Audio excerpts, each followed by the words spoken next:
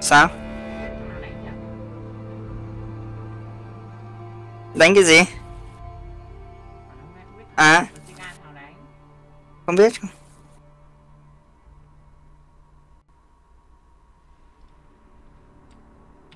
Để tưởng hôm nay SKT nó đánh thì xem.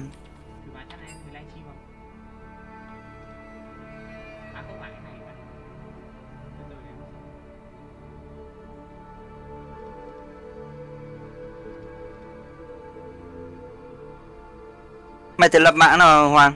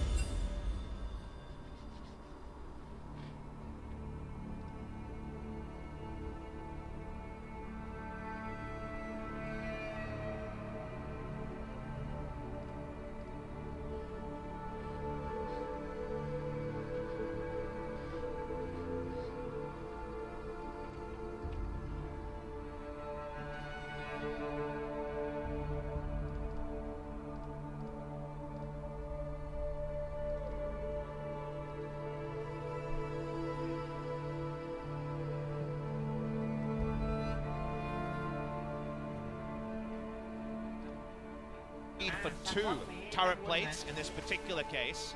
That's one of the control ward going to be fine. Looks like they're going to get it. So there's a lot of pushing here. They are able to get some answering gold. And remember, answering a rift.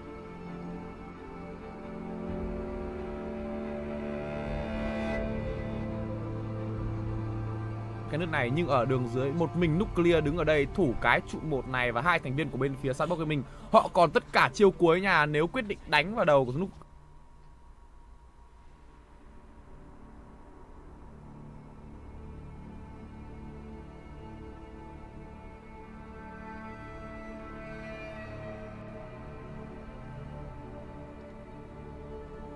Writing's not that easy.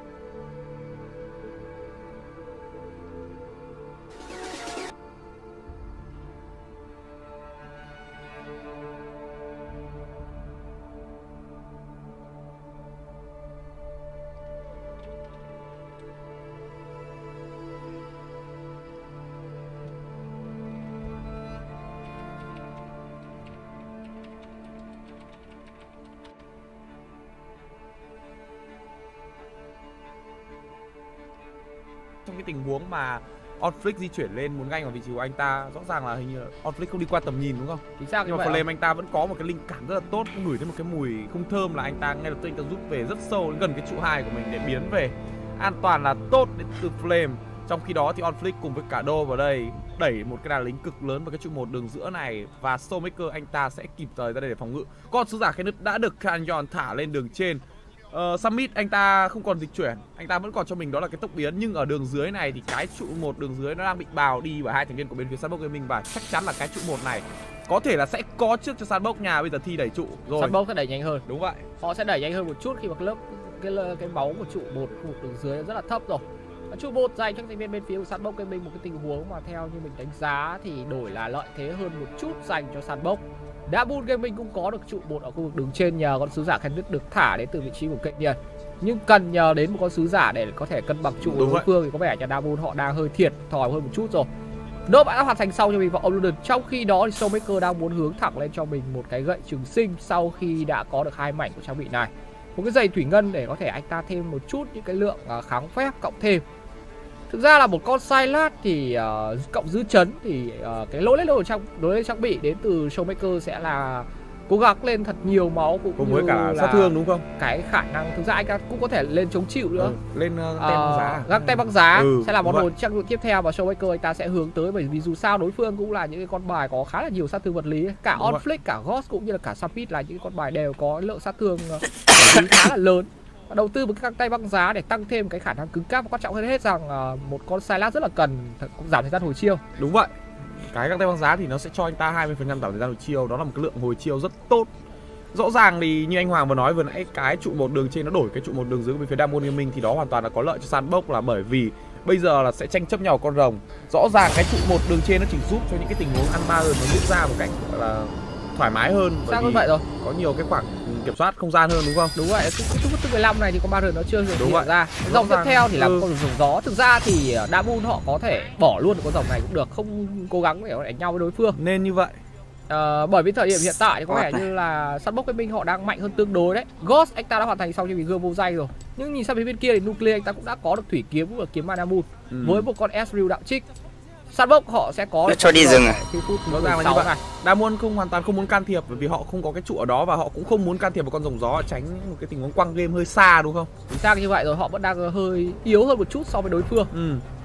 Nuclear anh ta sẽ cần ít nhất là hoàn thành xong cho mình găng tay băng giá để có thể có những tình huống bắn lực hơn một chút chăng? Đúng vậy. Tấn công vào cái trụ một khu vực đường giữa đến từ 4 người của Diamond Gaming. Nhưng tốc độ để trụ của họ có vẻ như là không quá nhanh, chỉ là gần nửa cây máu cái trụ này bị mất đi mà thôi. Ngay lập tức có sự có mặt của Joker cũng như là Ghost với những cái tình huống phòng ngự. Dope đang được cử để lẻ xuống khu vực đường dưới để đối đầu với lại một con Silas trong tay của Showmaker. Đây là một cái đường rất là dài. Và cái đường dài thì có vẻ như là một vị tướng như kiểu là Silas sẽ đi nó ok hơn một chút so với lại Aurelia. Aurelia thì cũng là một vị tướng rất là cơ động. Nhưng cơ động mẹ cấm bà rán này.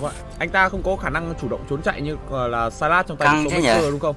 Silas anh ta có cái chiêu E của mình và có thể chủ động trốn chạy và nó còn qua được cả tường nữa.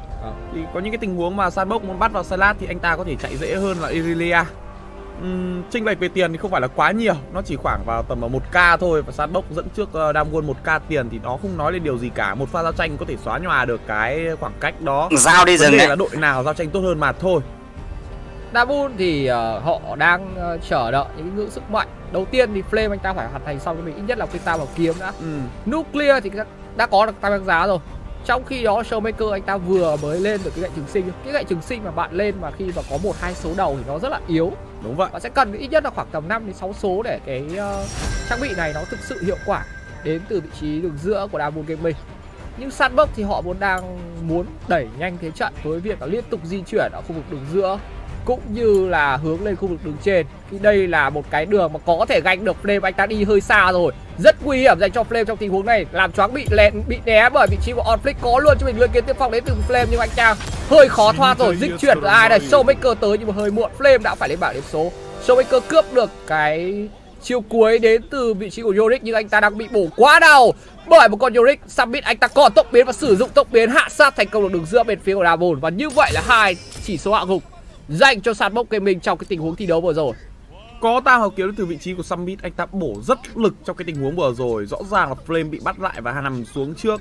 Một mình Showmaker lên thì anh ta không thể làm nên mùa xuân trước hai thành viên của bên phía Sandbox Gaming được. Mặc dù là Olaf đã mất cho mình cái tốc biến, Canyon ở đây anh ta bị một cái quy đến từ Bram nhưng hơi nguy hiểm rồi nha. Anh ta bị xích lại bởi Đô, nhưng Đô giật bóng về bởi vì ở bên phía bên kia là đã xuất hiện của Tam Catch trong tay của Berry. Tình huống mà cây điện anh ta làm choáng thành công và anh ta kích cộng thêm và khiến cho cái lượng sát thương đến từ một con lợp lang trong tay của Đốp trong tình huống vừa rồi, kể cả có dùng thiêu đốt cũng chắc chắn sẽ là không đủ. Rất may mắn cho anh ta.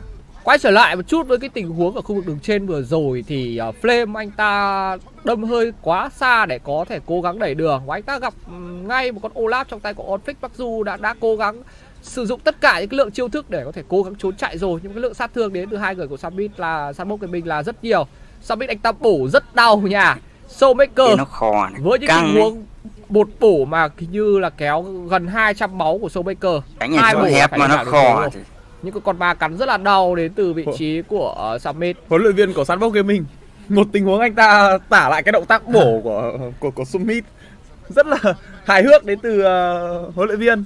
một cái tình huống đấy là một xẻng đấy. Một xẻng. Anh ta tả lại đầu. cái hành động bổ thì rất là thú vị, nhí nhảnh và rất là hài hước. Summit có liên tục những cái tình huống gõ xẻng vào đầu của Flame cũng như là vị trí của Showmaker và khiến cho hai người này phải lên bảng điểm số. Đường giữa đang là khả năng tấn công đến từ Sandbox Gaming khi mà họ có Ghost cũng như là Joker liên tục đẩy vào cái trụ đầu tiên ở cái khu vực này. Một cái khả năng đẩy đường rất là khó chịu với một con Ash trong tay của Ghost. Mặc dù sở hữu một cái vị tướng rất là kém cơ động nhưng mà cái khả năng mà giữ vị trí, khả năng mà không để đối phương tiếp cận của Ghost là rất là tốt nha. Rõ ràng là như vậy, anh ta có cái khả năng chọn vị trí rất tốt. Đó là Ash hay là kể cả là Servier nữa. Anh ta thực ra là Diamond Gaming họ đang hơi bị thiếu tầm nhìn một chút, không có cái tầm nhìn ở những cái khu vực đằng sau. Đây có một cái con bắt ở đằng sau mà không biết là vị trí của Flame anh ta có quyết định dịch chuyển hay không đây. Vẫn chưa dịch chuyển đến từ Flame, anh ta vẫn đang đi bộ ra trong cái tình huống này. Diamond đang muốn phản cầu cướp được chiều cuối. Đại bằng tiền đến từ vị trí của Showmaker hoàn toàn có thể thiết lập một cái tình huống mở rào chảy dành cho đường giữa của Diamond. Vẫn đang chờ đợi.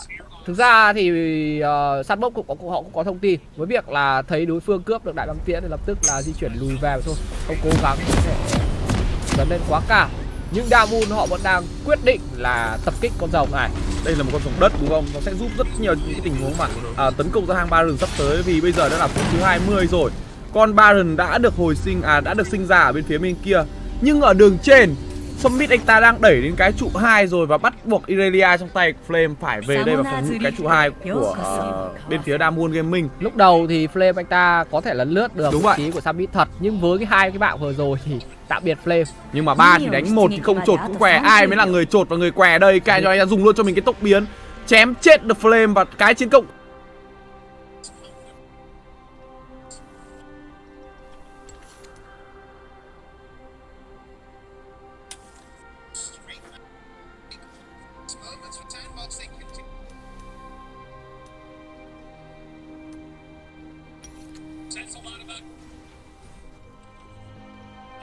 Minion が出撃しました。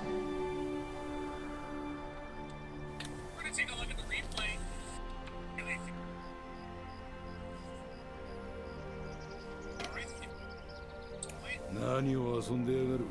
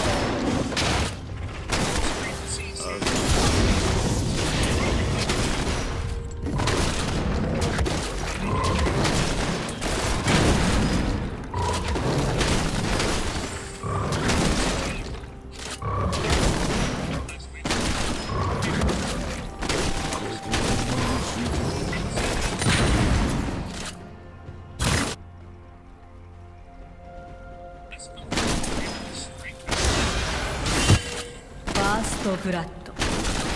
Ôi.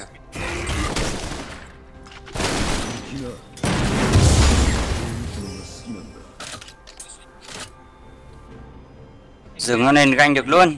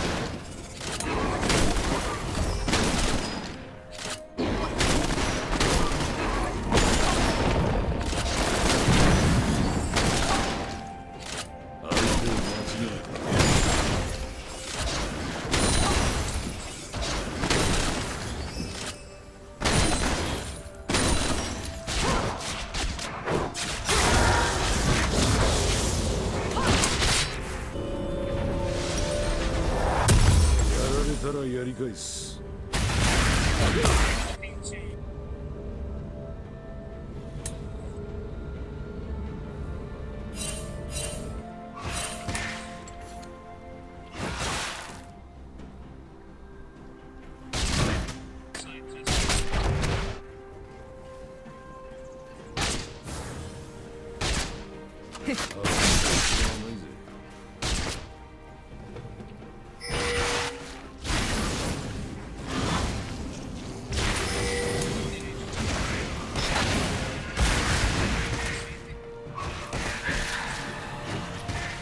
落ち着け相棒。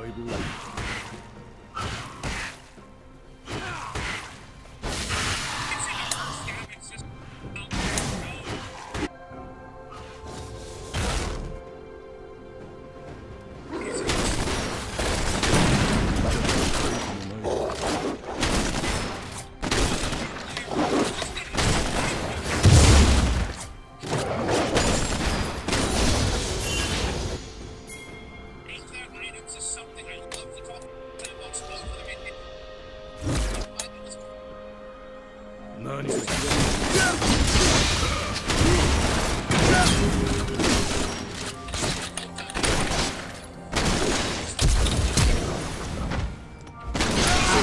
チャンピオンは倒されました。味方が倒されました。敵を倒しました。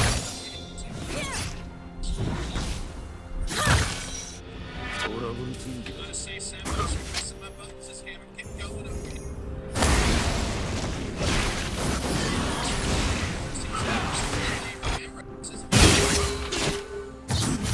シャットダウン。試してみるか。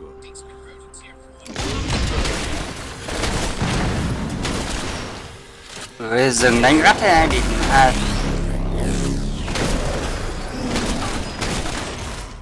kìa. Ui vãi lôi.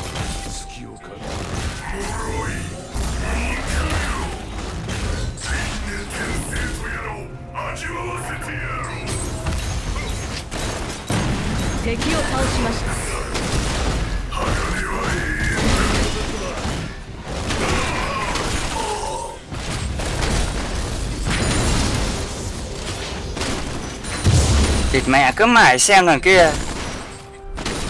Hết lượn thật.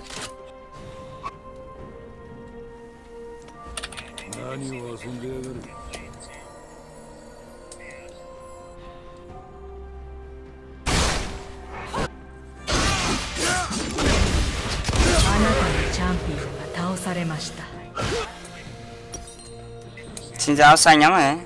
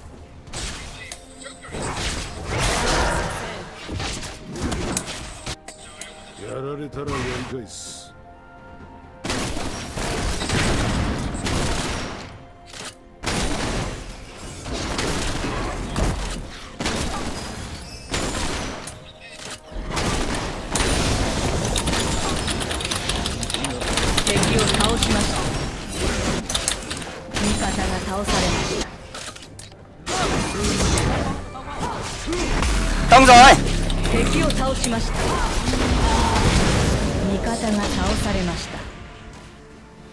Tông rồi chứ.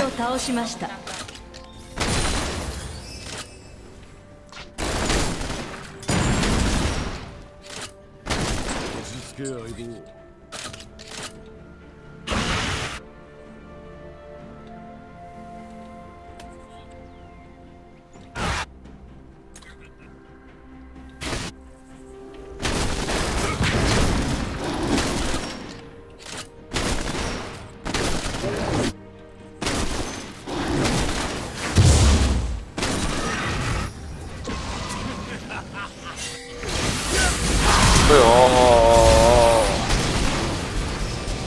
Thịt mẹ vãi luôn, nó lên 3 thằng ấy kinh nhá. Đánh gắt thế nhỉ.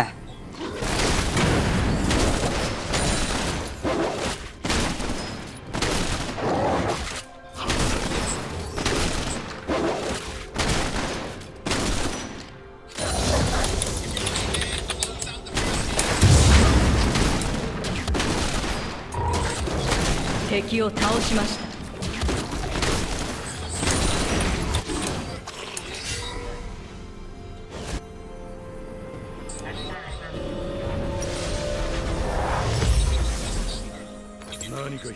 Mày ông này về đi. Anh phải lại con chó đi.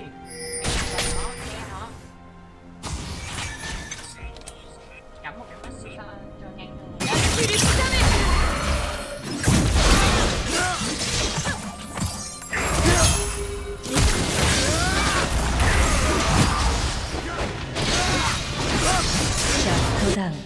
Ôi, con mẹ top mạnh quá nhở. Top.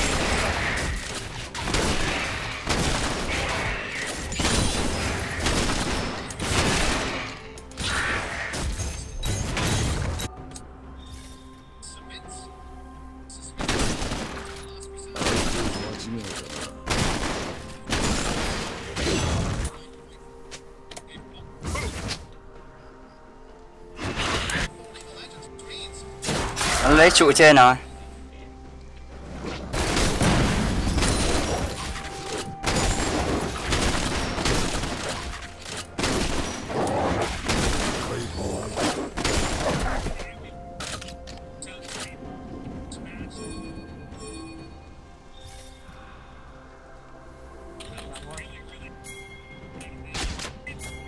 Ôi ôi, nó có mắt rồi.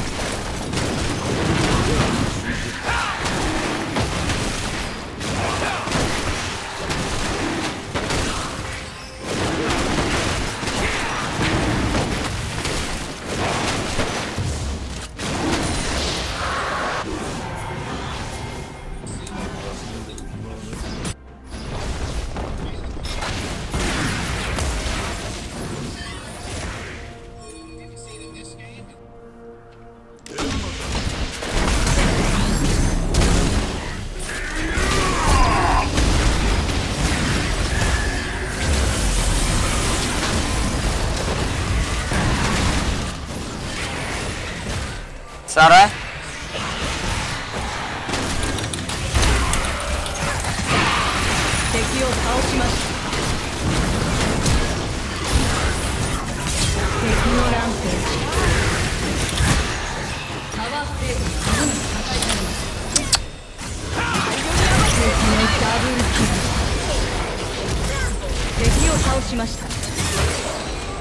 Giao đi địt mẹ vòng đấy. Ôi chết hết này.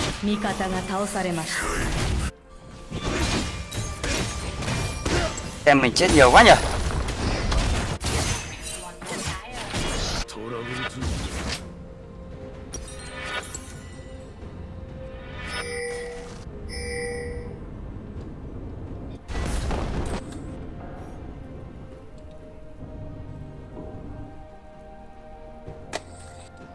Rào mẹ xanh quá. Thông đau thật địt mẹ.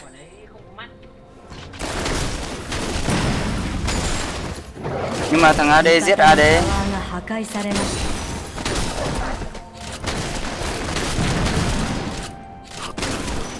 Địt mẹ tốc biến mình của đấy chưa hồi chứ địt mẹ.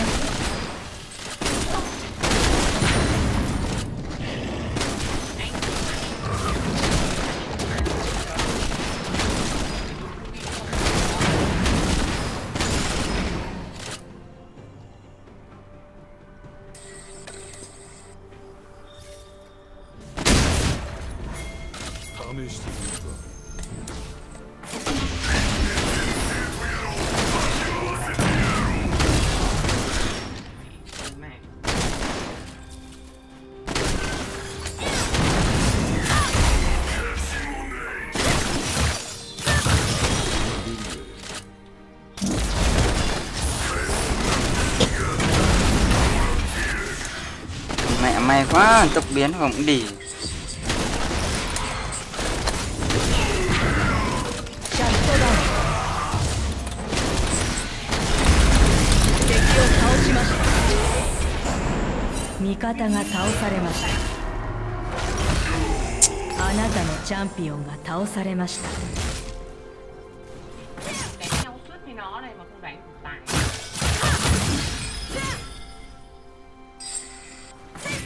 Rồi nát thế nhỉ?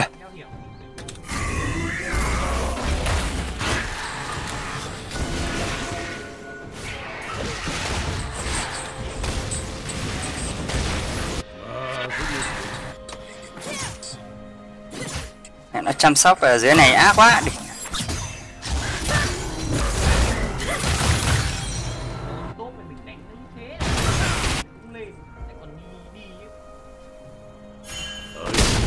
Mắt thì đéo cắm vào đỉnh mẹ thằng tốt này.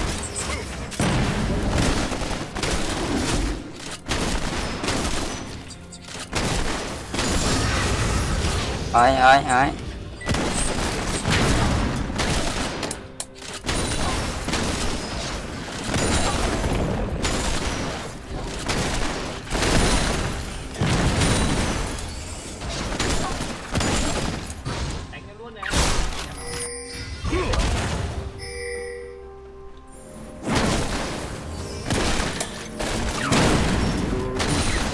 Quánh luôn này. Không có tông. Ăn luôn bùa.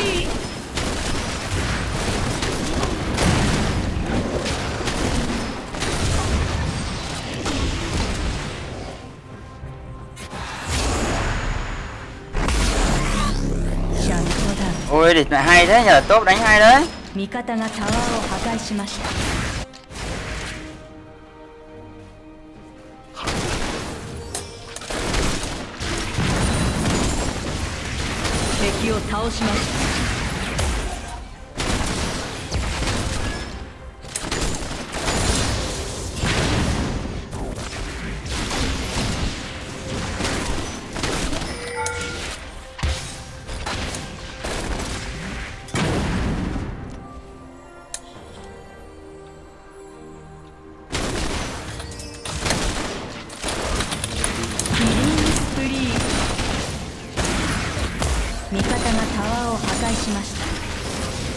Xin giao đi mẹ mày không cho cơ hội chọc.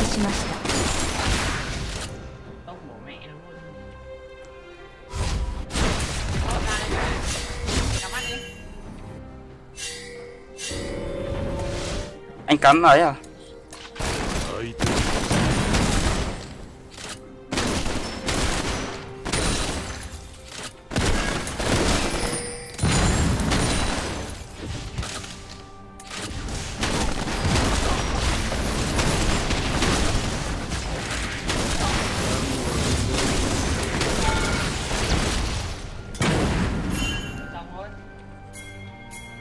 Rồng ấy, ra rồng ấy.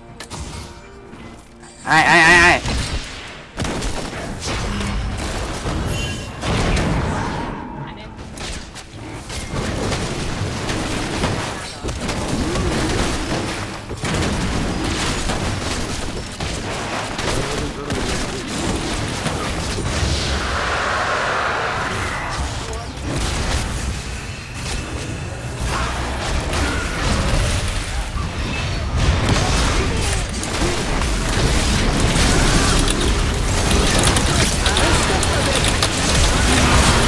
Ôi ôi.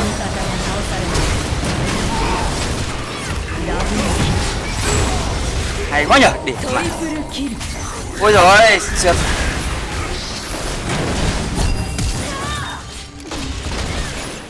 Đây này. Ôi giời ơi. Quả nhìn nó quả lỗ thế mà.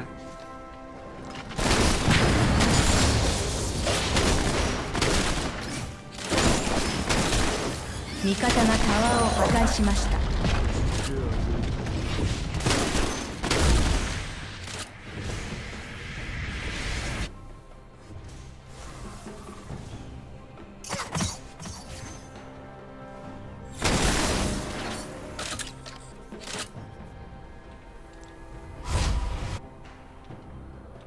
Em này bên mình vẫn chơi được. Cứ giết thằng AD mới là thằng địt mẹ thằng xin dao này hết đam ngay ấy mà.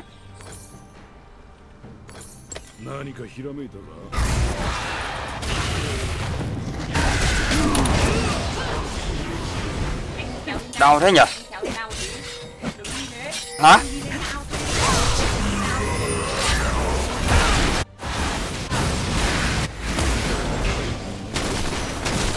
Còn đéo ai về đây này.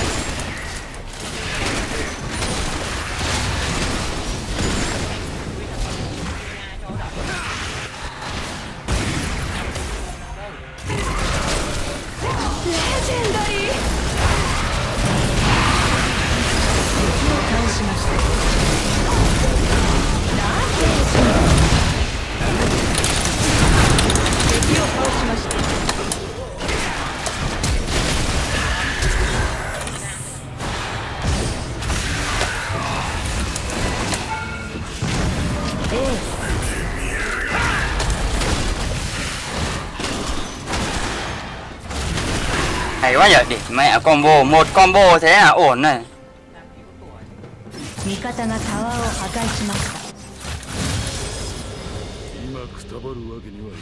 Nốt chỗ này.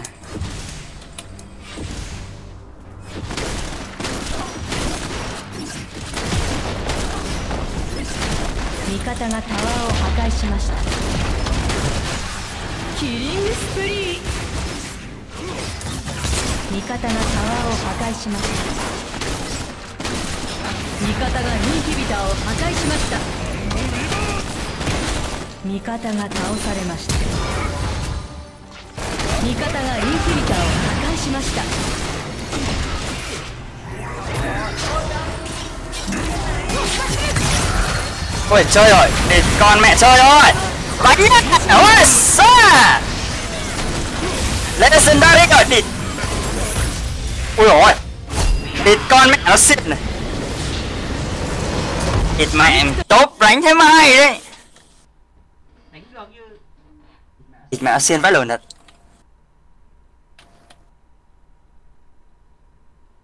Địt mẹ máy delay quá.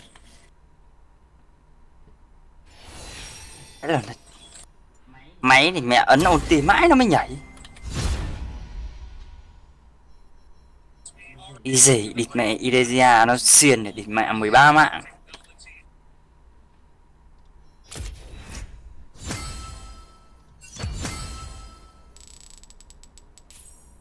Nó xiên ghê rồi. Mẹ nó vừa nãy mình chọn cái nào mà nó để cho mình nhìn thấy video. Lúc anh chọn lúc anh đánh một mình thế gì.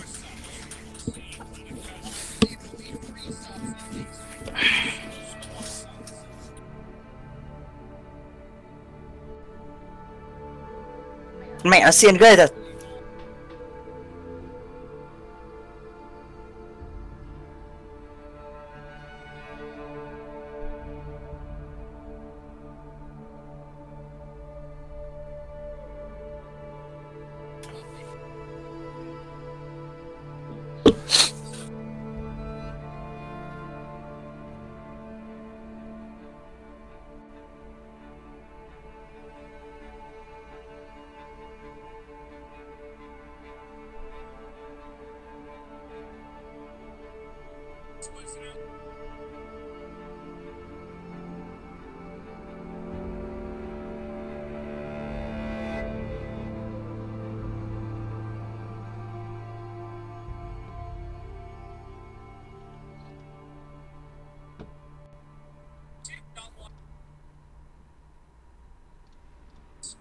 Hơi tiếc nó lại giành.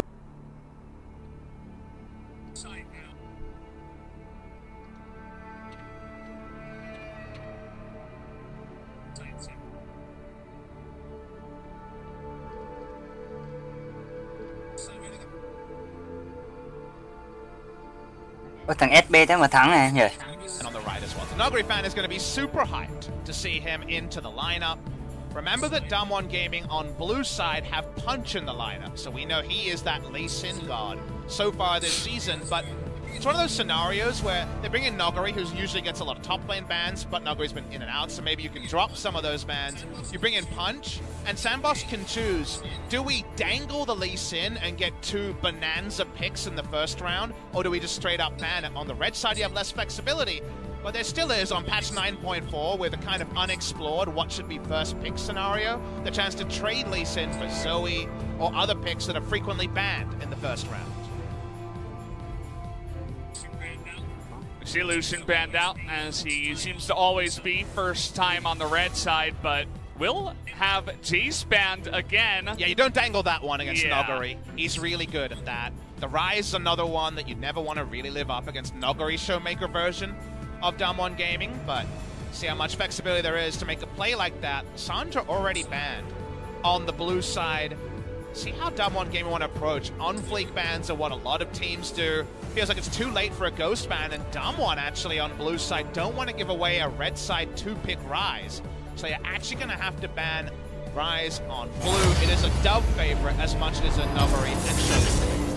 You see, he's actually does not look super happy about that one, but we were talking about LeBlanc too. Does end up picking up its 8th win on these 2 mid laners. We'll see Sandbox lets it go through here down to the last ban. LeBlanc, Zoe, both available on a frequent mid lane matchup that's been going more and more towards the Zoe over time. So that's why the LeBlanc first pick might actually be surprising. The Vladimir is left open and they just snatch it. They go for a first pick top laner on the blue side with Noguri. Outside chance that Nuclear or Showmaker could be playing it. Heavily expecting this to be a top lane Vladimir. Noguri was the one who innovated the new rune choice in order to get the most power out of Vladimir early, going for the 5% CDR and the inspiration tree. 10% CDR, Transcendence Rune in Sorcery, and the scaling CDR in the first rune stats to get 25+% for free. But I see you shake your head because you have been lamenting all the Sylas. I'm on the Sylas hype train purely because I've seen it work in other regions, and I feel like the macro around Sylas has been the problem in LCK. So who knows, maybe we'll see a Sylas win and finally get you some confidence, Valdez, stat on this Sylas pick. Well, I'm at least happy that they do follow it up with LeBlanc and they don't make the same mistake that someone made. Imagine Vlad and LeBlanc on the same team. Would have been kind of scary. LeBlanc going up to 68% win rate after the win that Dove was able to pilot it to in game number 1 is going to get a second chance here in game 2. And we've been wondering where our boy Rek'Sai is at. I guess our girl is probably the way to go, but you know how on the edit I gave you a little look there. Rek'Sai is being hovered by Punch. It's definitely an old pick for him, but didn't fire on this pick last time, and the Lee Sin is gone. So you wonder if he has to just go for a first round Rek'Sai here to try to get the sort of skirmishing advantage that champions like Olaf and Lee Sin usually provide him. Rek'Sai would be very hard to answer in terms of 2v2 early skirmishing. A lot of teams go Nocturne into Rek'Sai, try to avoid her positions of power and then make a global play, and we do just see the Nocturne as the instant answer in the first round. It was probably a very likely ban if they didn't take it. Which means that we have both solo lanes and the junglers taken. Most likely, you know, as we were mentioning, some of these picks can't be flexed, but this is most likely we should just see the bottom lanes picked here in the second phase, which doesn't always happen. Tom Kent definitely very high up on the tier list, but the bottom lane will be taken away. You have to think about what the completed duos will be on the Damwon side, because they'll be locking in bot lane at the same time, and what Sandbox can get as a advantage, i.e. a support that can't be answered, or an AD carry that can flexibly take any support and win a matchup here. So Alistair, bigger pick for Damwon than it is for Sandbox. Thresh is usually the go-to support here, even after the nerfs for Joker, but the Morgana is his more famous pick. So we're seeing a lot of bans targeted to this, like we mentioned. Hoyt's Alistair's banned away. Will we see a Morgana or a Thresh ban from Damwon Gaming? Kind of two different poisons you can take. In fact, it's neither. Will be the Galio ban. The analyst desk on the Korean side pre-series was talking about how Galio's on an 8-match losing streak in the support role. but it does have that great synergy with Nocturne, and these two bands from Damwon Gaming do shut down Onflig's playmaking ability come level 6. Yeah, I do like the idea, but it does leave that support role heavily banned, and if you are on the red side, you'll want to take the best support remaining, which seems to be Braum in this case. And you go support first because you want to threaten Draven as a last pick here. So, as Damwon Gaming, they need to find a duo that doesn't get slammed by Draven. It's not that easy, right? Braum isn't necessarily BFF with the Draven, but can, of course, synergize quite well. So now Damwon Gaming, what are they going to look for as a blind duo? Calista Thresh would be a very popular choice, but it's into Nocturne, and we know compositionally, Calista can heavily struggle against Nocturne Dive. As the game goes on, and LeBlanc will be there to assist it. So what will the duo be? Xayah Rakan would have for sure been Damwon Gaming's go-to in the first round. Remember, they were 4-0 on Xayah Rakan. As a duo, but the Rakan buffs are not in until patch 9.5. So it's going to be Thresh and Xayah to find the most flexible duo and to lift off through the Nocturne and LeBlanc Dive. Now answering question is on to Sandbox. Ghost just took down an Ezreal. Will they be locking it in? The answer is yes. 4th Ezreal game, 2-1 on the season so far. Yeah, Ezreal, you know, obviously extremely high tier on 9.4, so they're going to snatch that one up. Hearts out to Austria. I like that one. Shout out to Austria, almost as good as Australia, but a very similar name. I always see Australia and then update it to Austria because nó vào làm đơ về lắm này. Are a lot in my life as an Australian. Trầu gác tí sừng nền cũng kinh.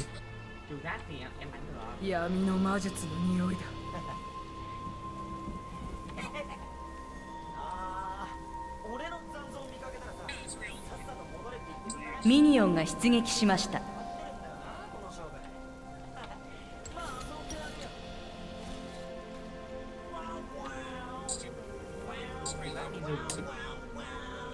Với cho các đi dễ.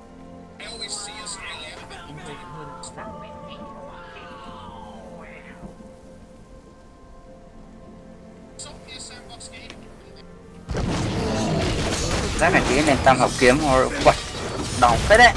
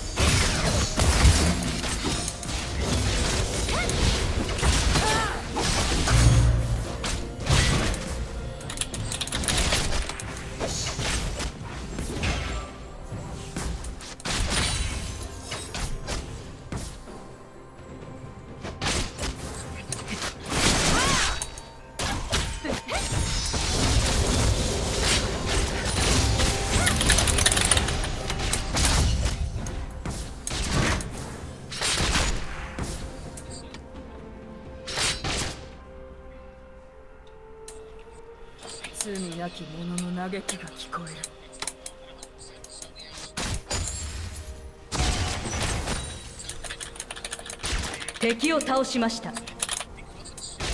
味方が倒されまし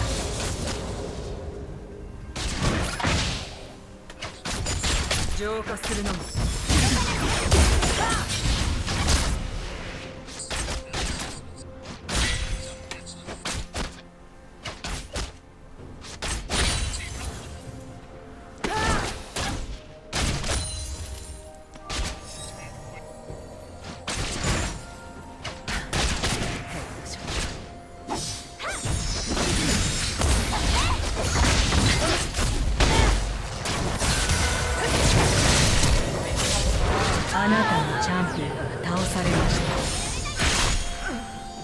敵を倒しました。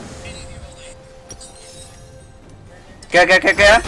Thằng mít này không nhìn à. Đi.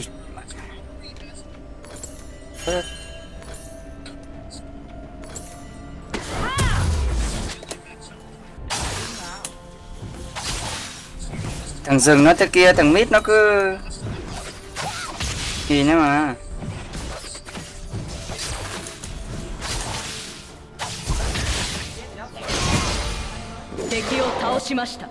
Hay quá nhỉ. Ừ.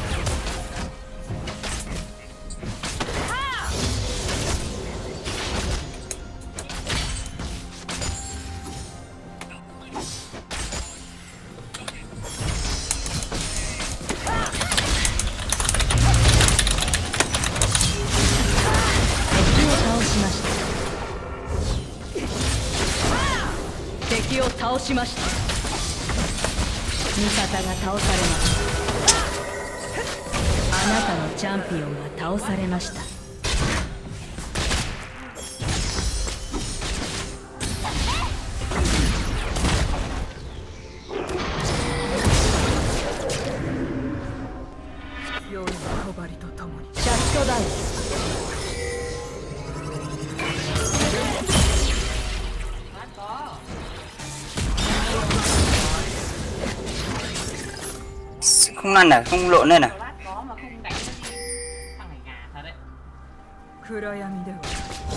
À, tốc biến rồi này. Thôi.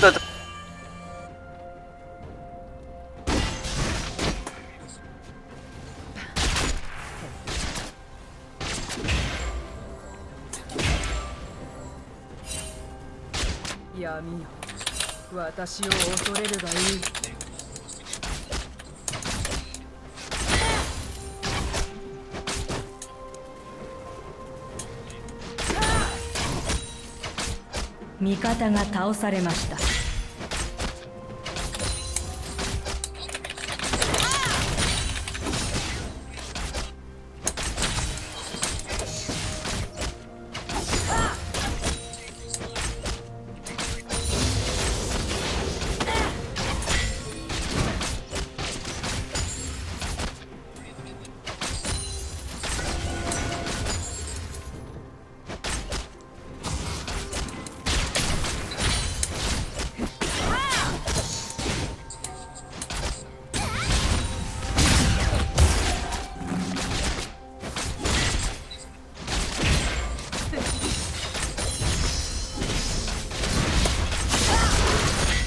Con mắt rồi đi.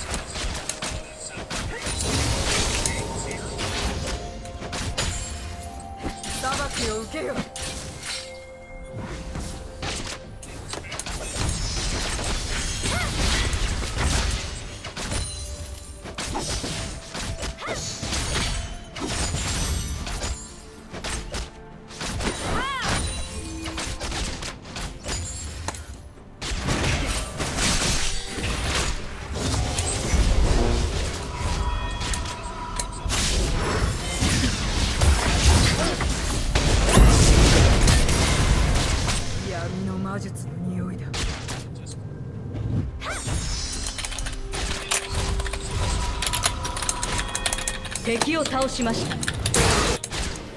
敵を倒しました。味方に倒されまし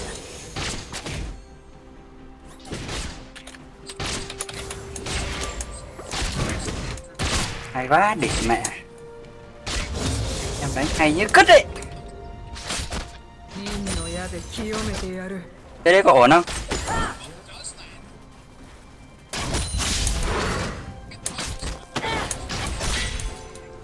Ê, con mẹ mày cầm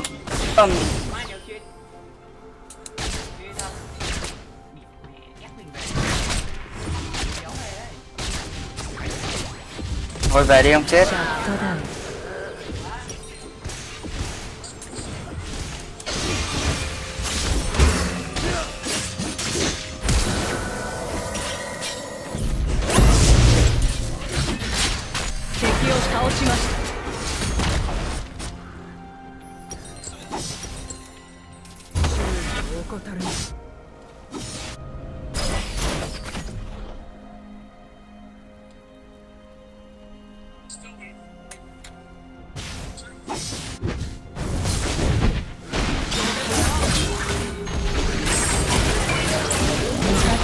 Ôi giời ơi, đi từng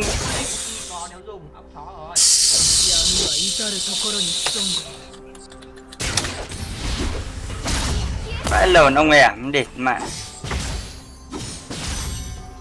Ấn ulti của đấy thì có phải nói không?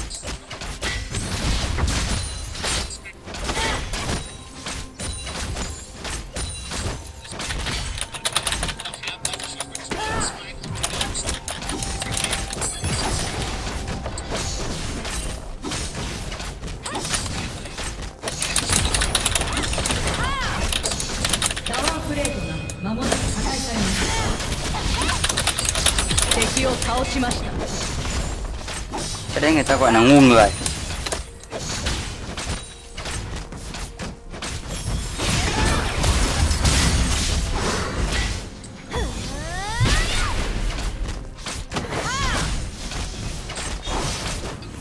味方がタワーを破壊しました。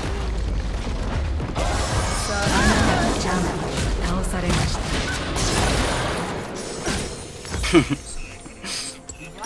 シャットダウン。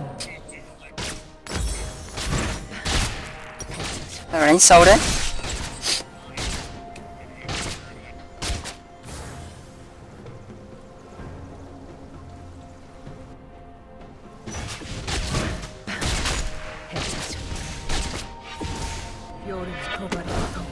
Ôi ơi, Ôi, nó có mắt rồi.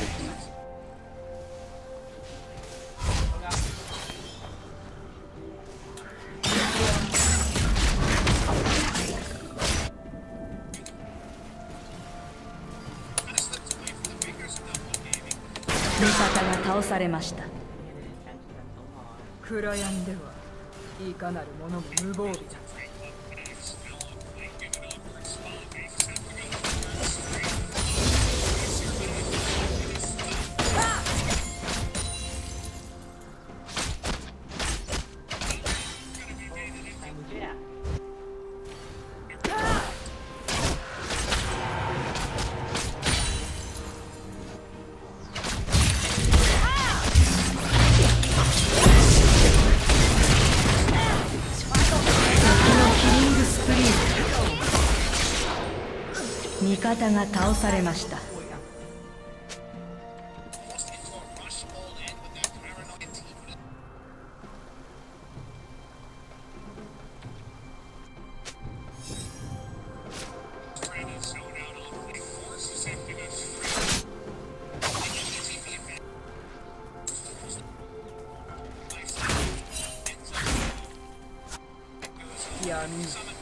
私を恐れればいい。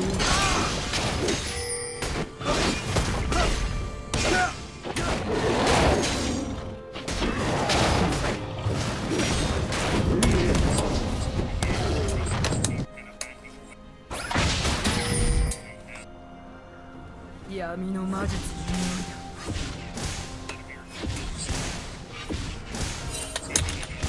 敵を倒しました。Rất là đơn giản, chỉ một nhịp là xong. Đây các em.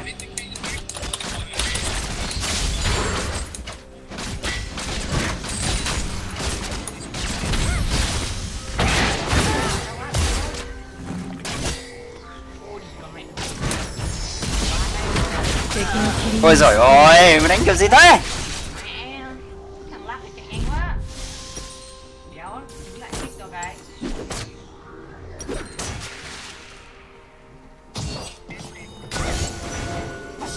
味方がタワーを破壊しました。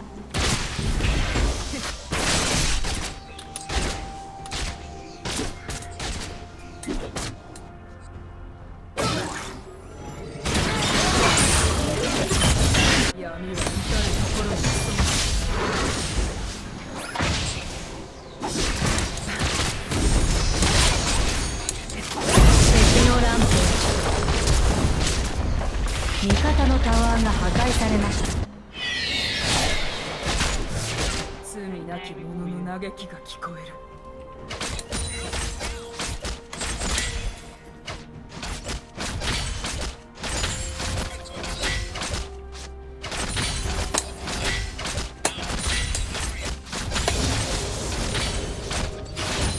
すぐに終わらせる。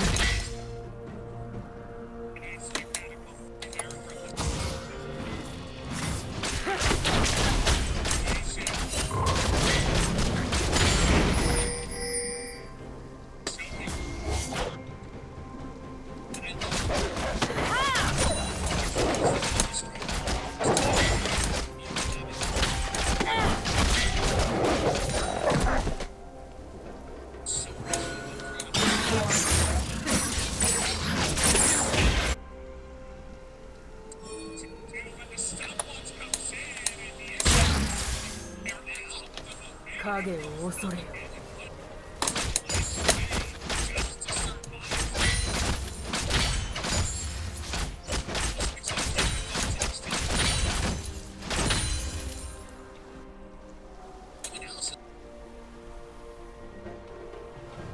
夜の帳とともに。シ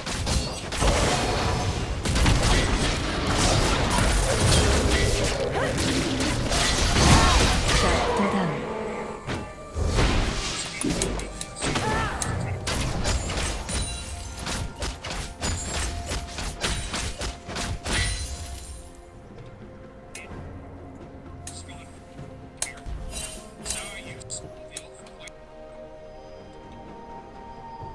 暗闇ではいかなる者も無防備だ。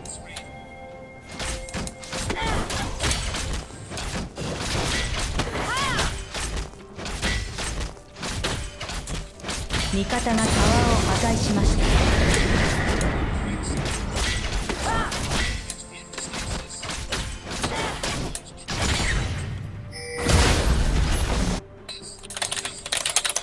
味方がタワーを破壊しました。敵を倒しました。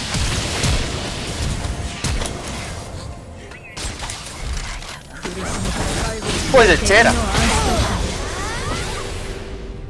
敵を倒しました。Ôi cứu cứu cứu cứu cứu cứu cứu. 味方が倒されました。敵を倒しました。 Ôi kìa. ダブルキル。 Hay quá nhỉ. トリプルキル。 Ê gà này gà.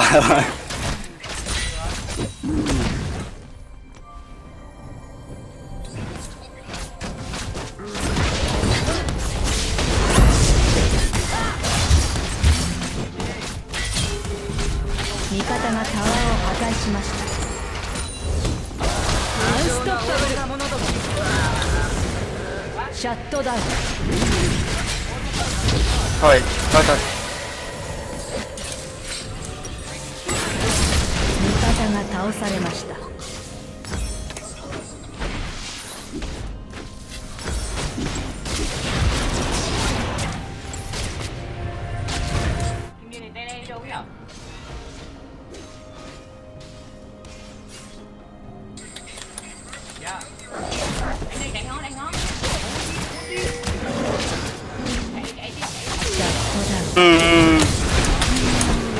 Ôi giời đi ra tay lên.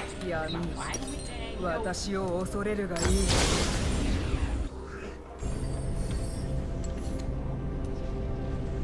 Chết cái quả mạng ấy là nó hơi bị oan ức.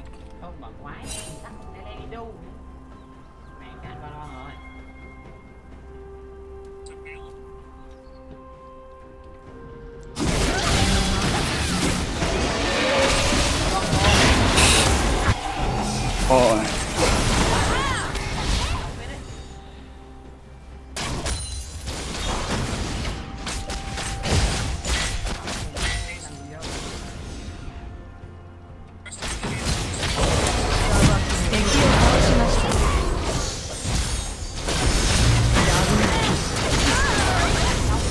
敵のキリングスプリーン。味方 Ui が倒されま ôi. した。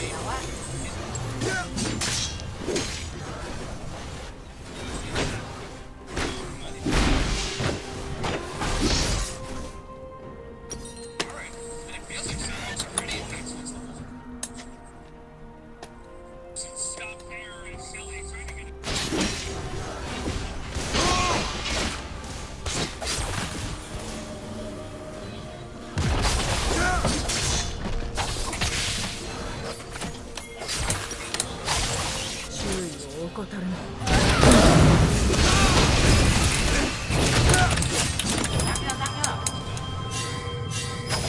敵を倒しました。敵のキリングスプリーン。味方が倒されました。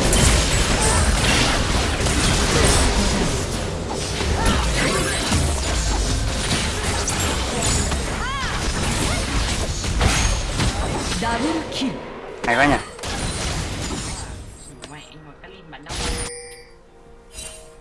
26 27. Ui rồi. 味方のタワーが破壊されました。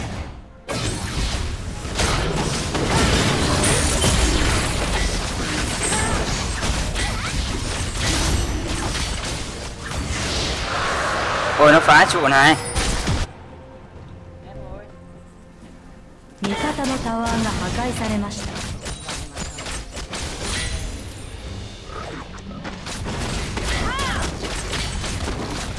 Tôi một đường trụ.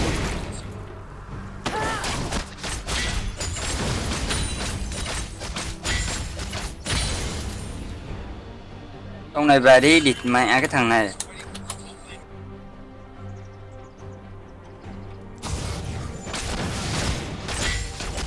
Đẩy lính lên cao rồi đánh, tập trung đánh mid.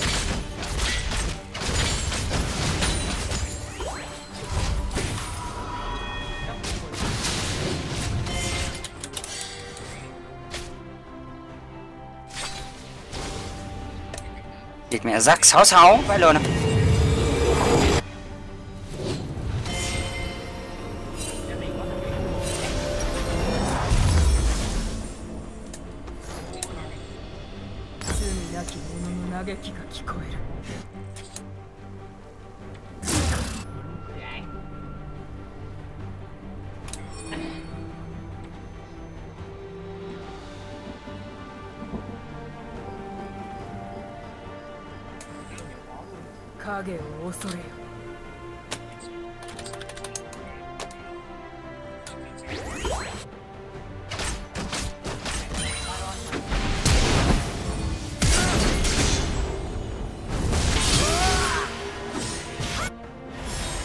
Địt mẹ vừa tốc biến vừa ulti mới thoát được, vãi lồn.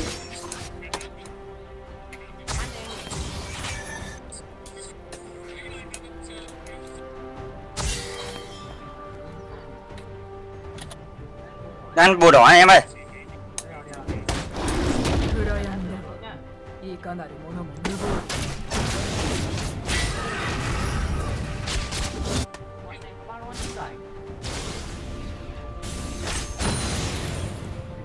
Bình tĩnh nhá, chưa có người đánh đâu nhá.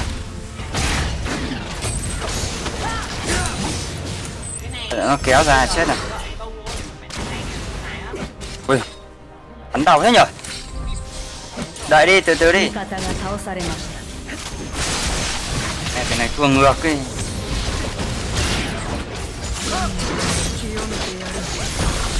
Chuẩn bị nhá.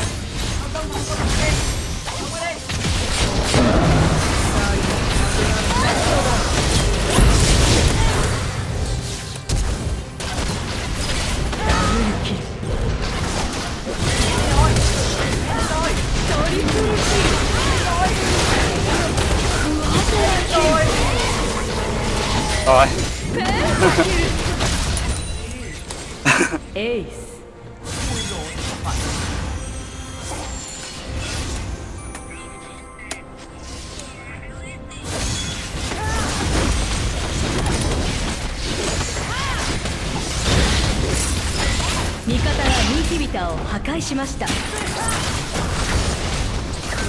Cái địt mẹ, cái ông Ecop, cái lồn mẹ đánh thì đéo biết đánh.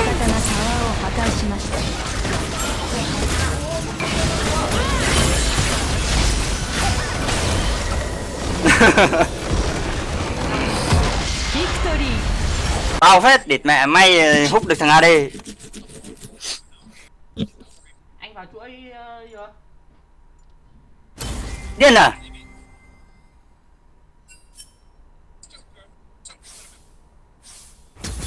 Chuỗi gì bây giờ được có mấy chục điểm đi, chuỗi gì? Ui trời, 3 cái minh danh à? Anh minh danh thì nữa được à? Anh vinh danh rồi gì? Thì phải chiếu mất cái à?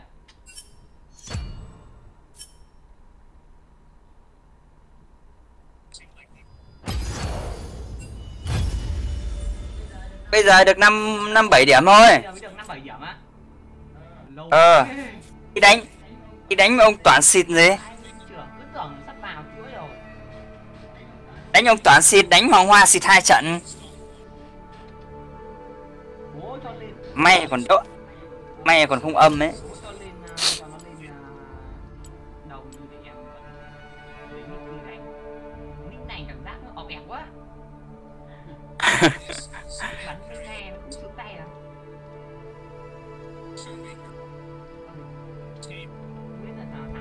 That some of the tight mid to late game shot calling will also be evading this team. That was the big thing that Flame's introduction, if you talk to the players, if you listen to the interviews, all about giving that veteran shot calling ability. Let's watch this matchup, getting the Nocturne. Emo playing got it.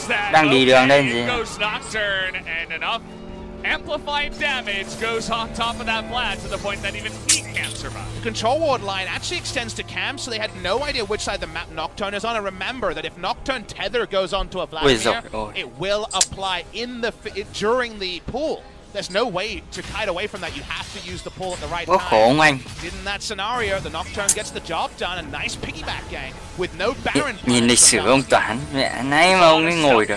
Just a little bit too far forward from Nuggery. Good positioning by On Fleek and no flash as well on Nuggery. 1, 2, 3, 4, 5, 6, 7, 8, 9, 10. 10 trận thông. 10 trận thông ngắt một trận. Thắng một trận. Mà kinh không? And it's a play style. It's a point where in game number 1, maybe Sandbox can't fight back, but with the members, again, with the nameplates on, this is a scenario where outplaying Dam1 Gaming on the map is possible, because so frequently, even before Flame wasn't there, we would look at these game states and say that Dam1 didn't have the macro to close out games like this. They needed to brush up and harness their smart coaching staff in order to belie the fact that they had a lot of talented solo queue members weren't as on point with the map rotations. So given all that, let's see how many times they can use the TP advantage that Paranoia causes, or just the piggyback advantage to take down side lane members and drag this game on to maybe just a single team fight they can win. Mountain Drake, a huge objective here. Unbreakable, gonna have to be used already by Joker, but level 16 for both Nuggery and Doug. Pretty big in terms of both of those champions. We'll see if Sandbox even want to contest here, as the Ezreal ultimate does come through. Backs Dam1 Gaming off quite a bit here, as in goes On Fleek. No unique vision. There's a control ward vision on Dam1 Gaming's forward ward above this spot, and matching control wards on the right. So let's see if it's an honest 5v5, or maybe even a steal. Can they get in there? Đang ép Baron, đang ép rồng. And in goes On Fleek. He gets it this time. The Hemoplague is good by Nuggery. Look at all that damage into the backline, but Punch getting low, and Summit looks like maybe he bit off a little bit too much.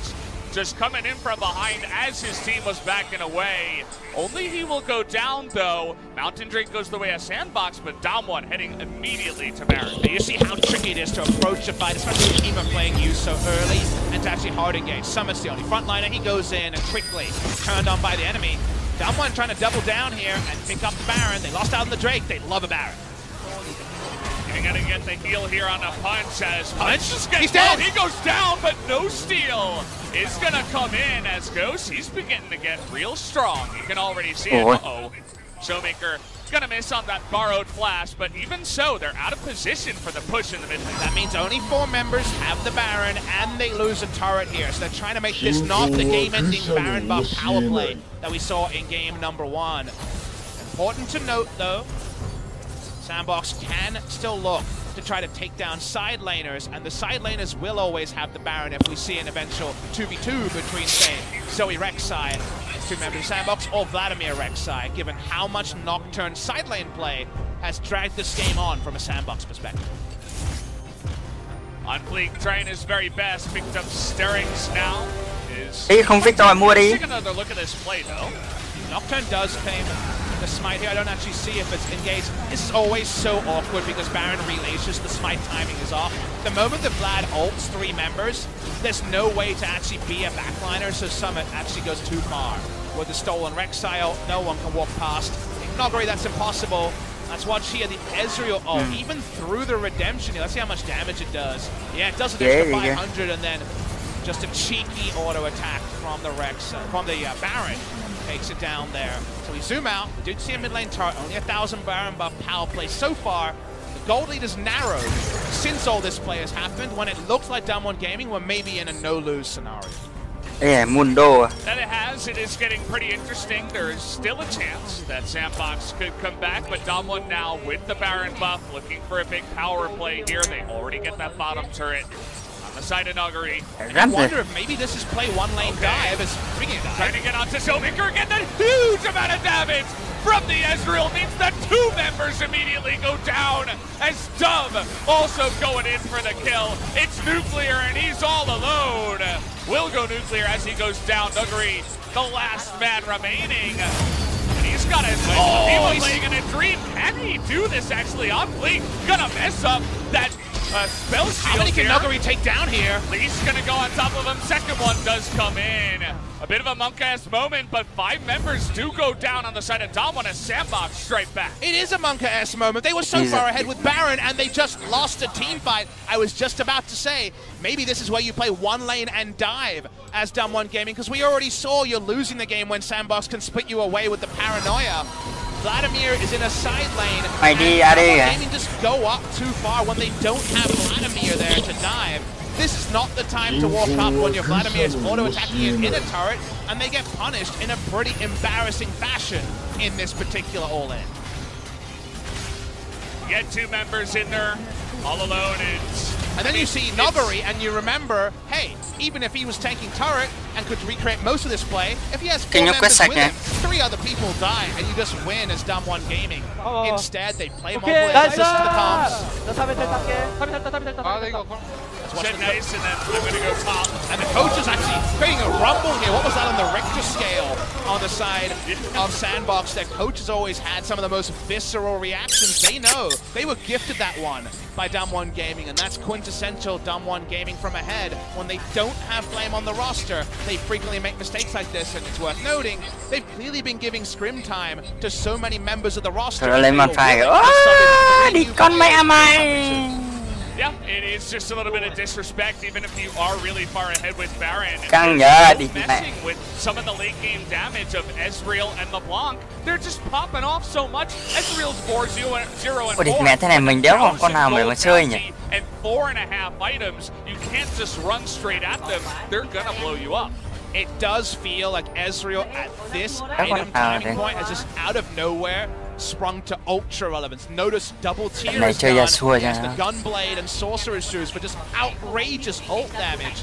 If Sandbox Gaming get the second Baron buff, I think they close out the game, and Damon will be happy there's still 2 minutes till that's on the Rift.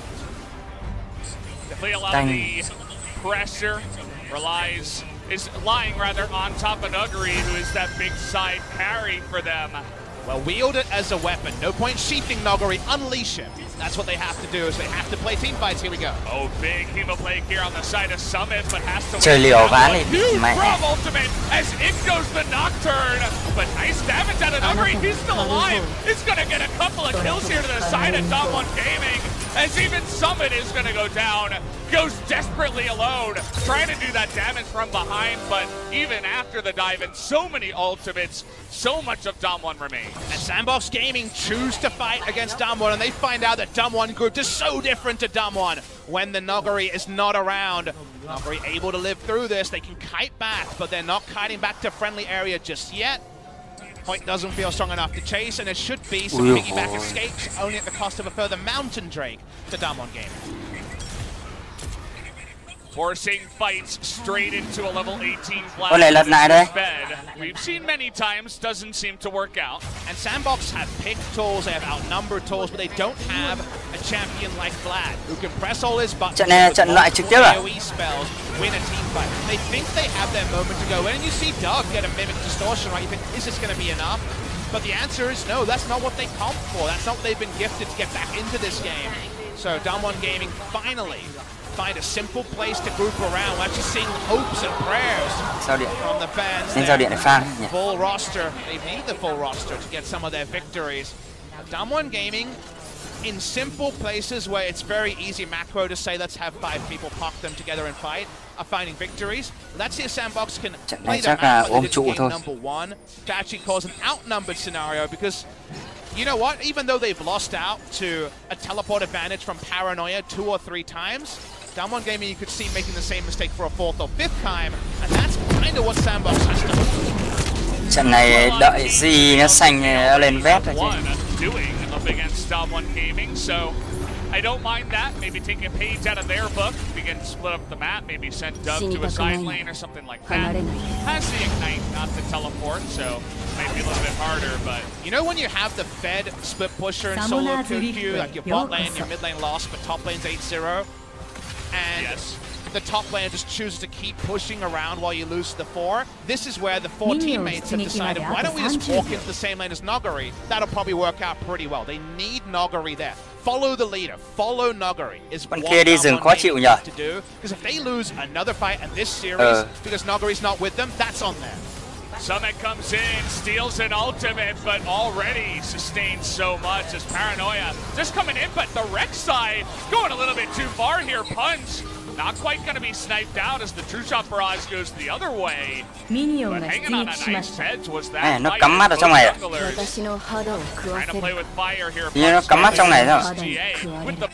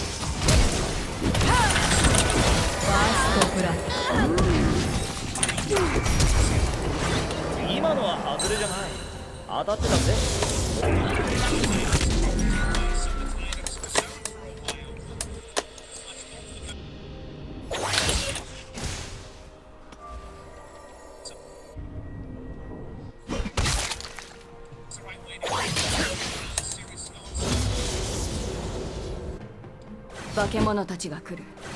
準備するわ。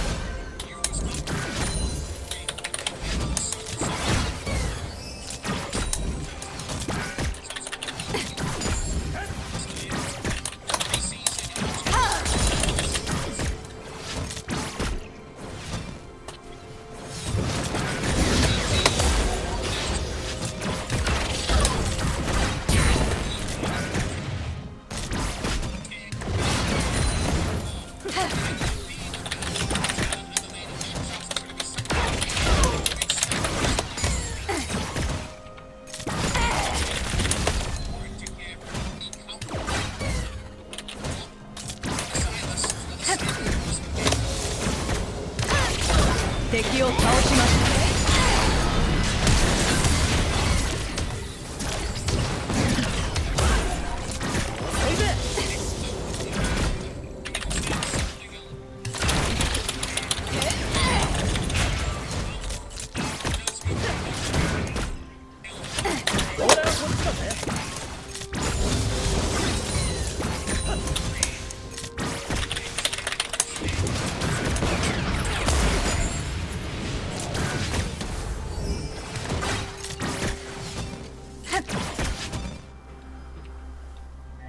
Mẹ lên 6 nó hút mày chết đấy.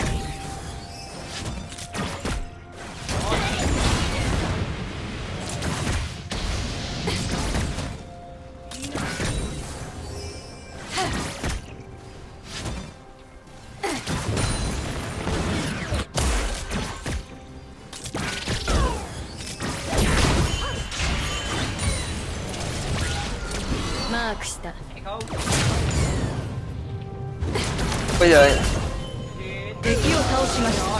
ôi rồi gì này ôi ôi mẹ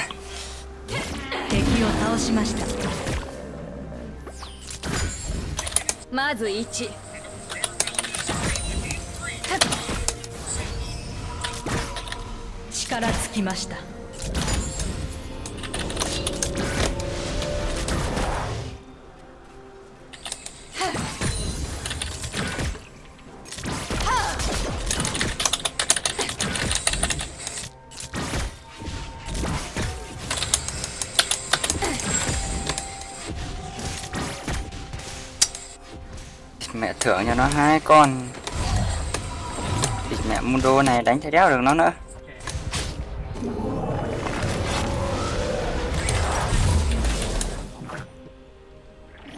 Nó sang cướp bò đỏ. Tôi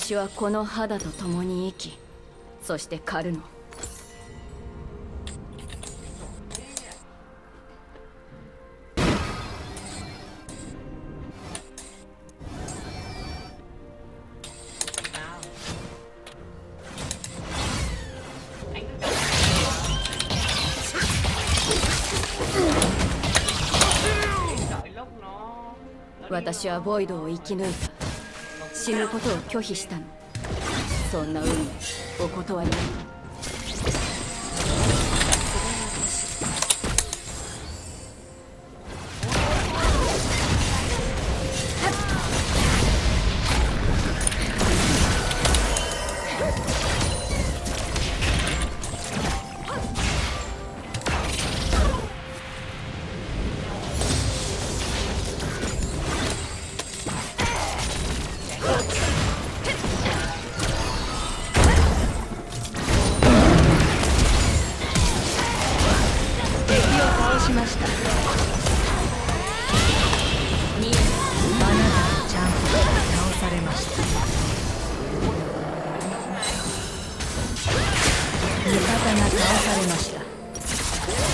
Nó lên được kia.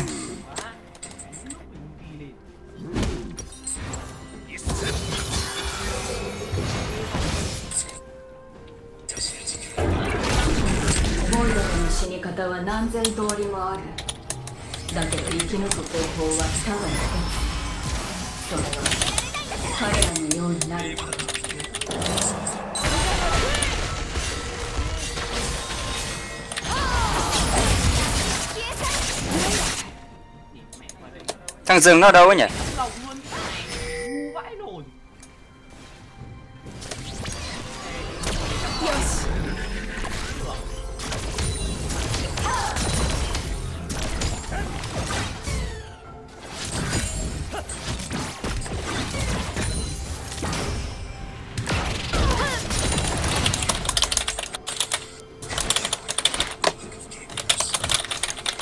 敵を倒しました。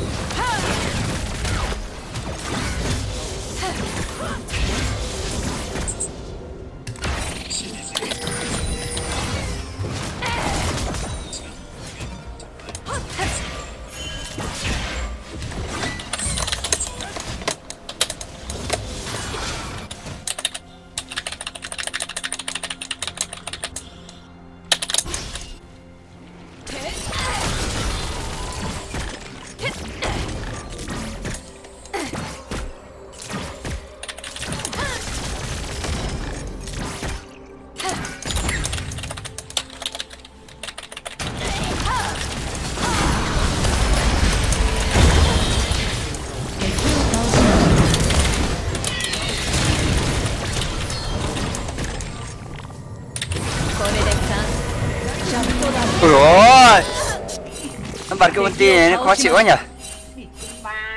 あなたのチャンピオンは倒されました。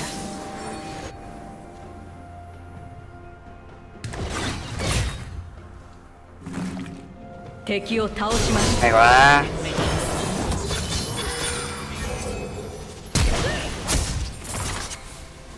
Hay quá, hay quá, hay quá. Gì đánh hay đấy.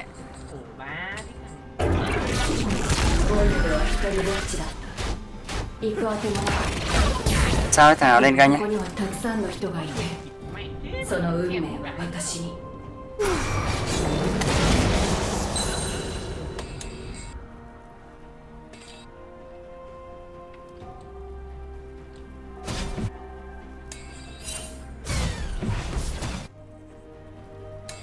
私の言葉が届けば、彼らだってもっと別の道があると分かる。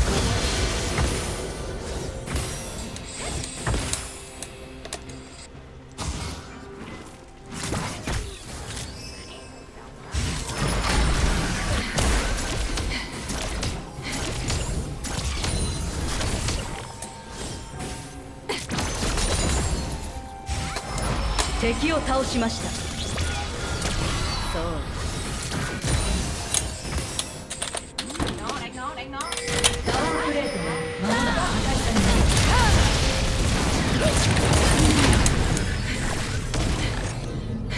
敵を倒しました。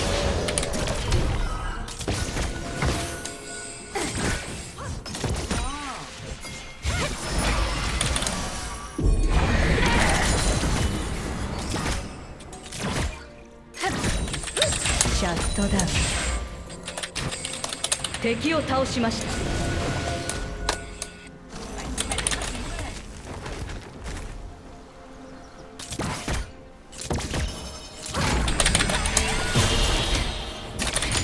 味方がタワーを破壊しました。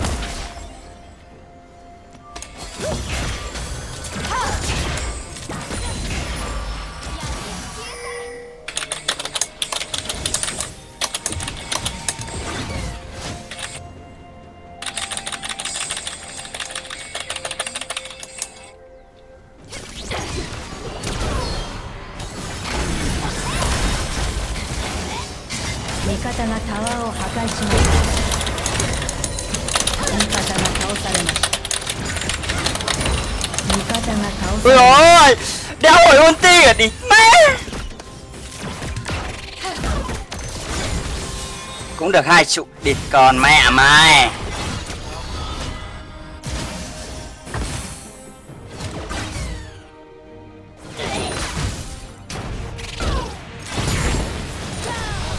Ôi kìa, ôi sao?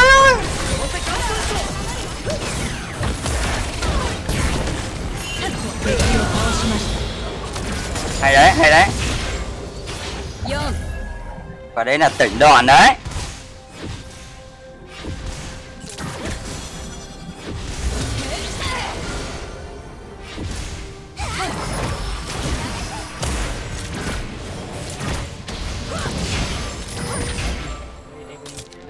Đi đâu lên đây địt con mẹ mày, lên đây nào gì.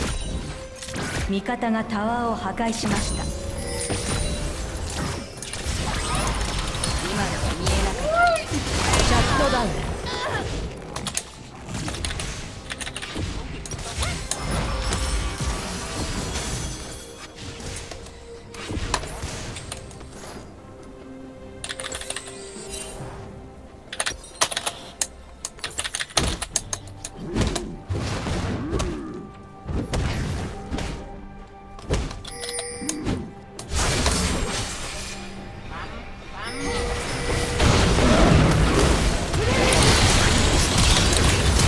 敵を倒しました。ボイドは場所が全ての敵を倒しました。力 Rất là đơn giản, game là dễ.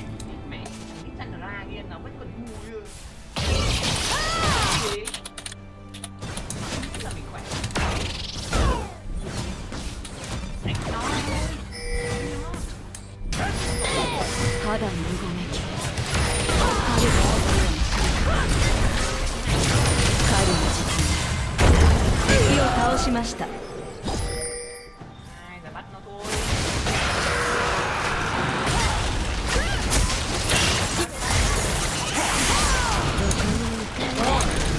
敵を倒しました。見えなかったでしょ。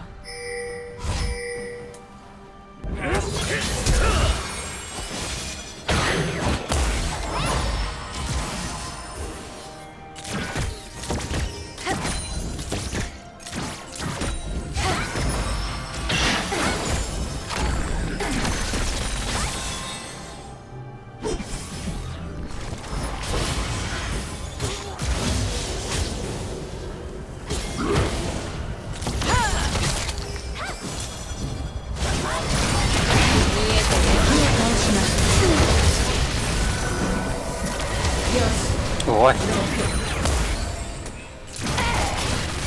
người về hút mà chết đấy, chết ngay mà này.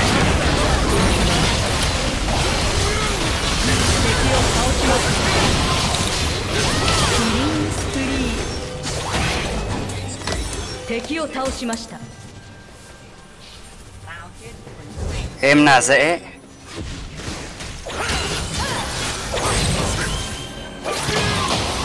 Đó có quái này.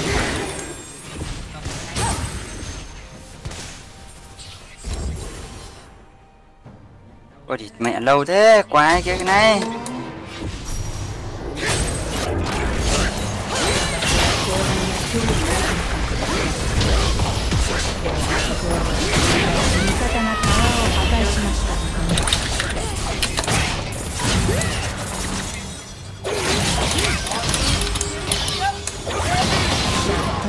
Ôi giời ơi, cho hỏi ulti địt ba. Ôi giời ơi. Chưa hỏi ulti mới cày địt mà.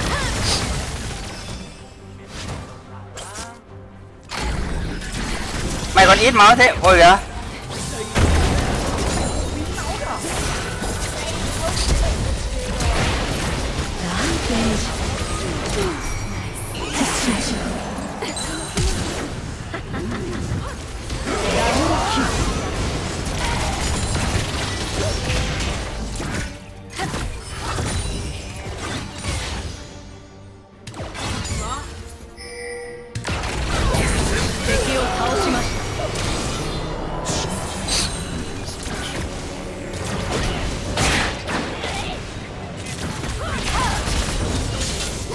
Lấy trụ đi chứ còn gì nữa.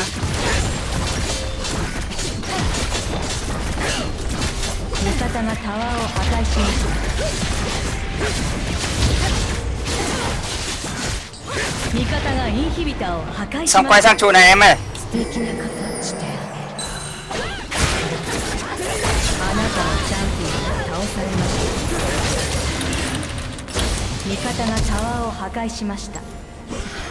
Ui, chưa lấy được trụ đấy nữa.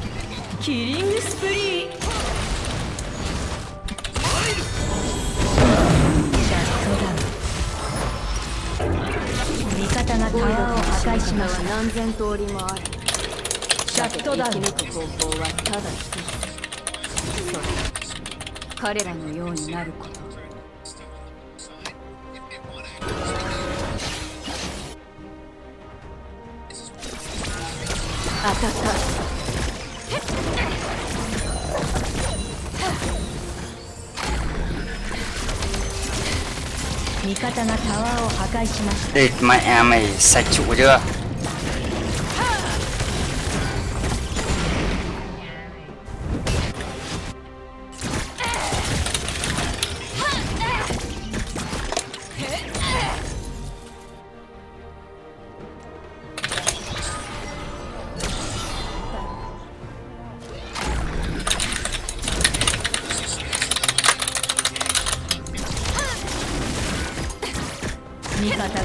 Ôi ơi, đít con mẹ. Vừa đi ra tới chỗ quả lỗ thì nó lại bắn mẹ ấy rồi.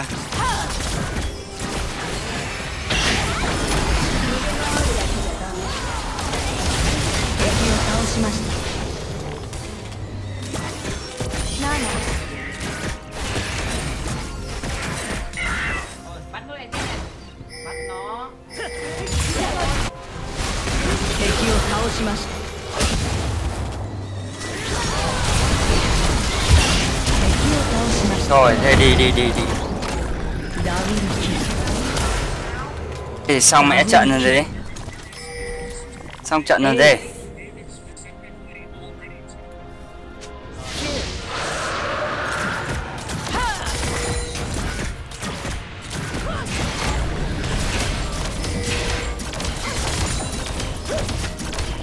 Cắt chưa xong được trận đâu. Đấy xong cái trận đấy xong rồi về.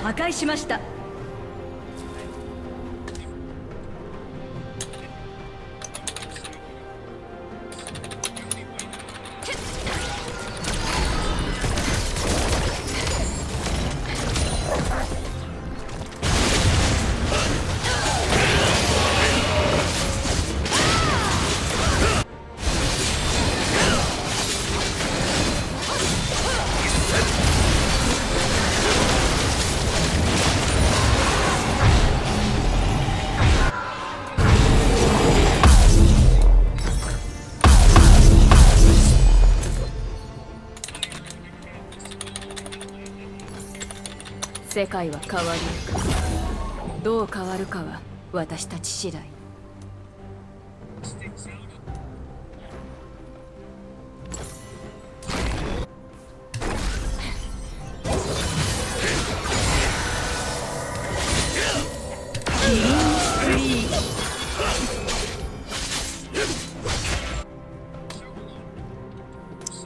Địt mẹ còn đang dừng nữa đâu ấy. À, lốt thằng này này.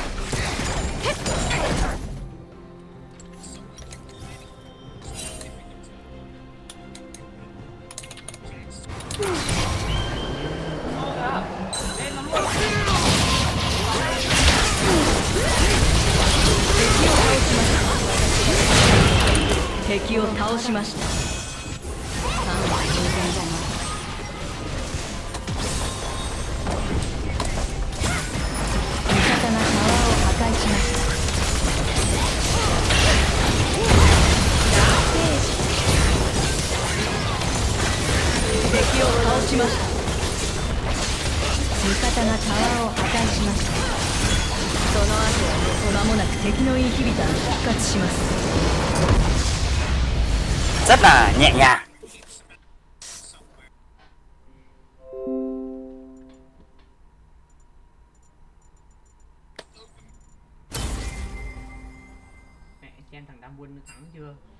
Earlier rather than later, a lot more often. So 1 cân gì? have to take the ults that are given to you essentially by the enemy team.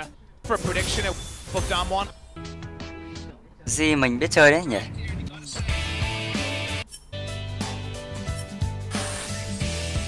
May cầm Yasuo không phế.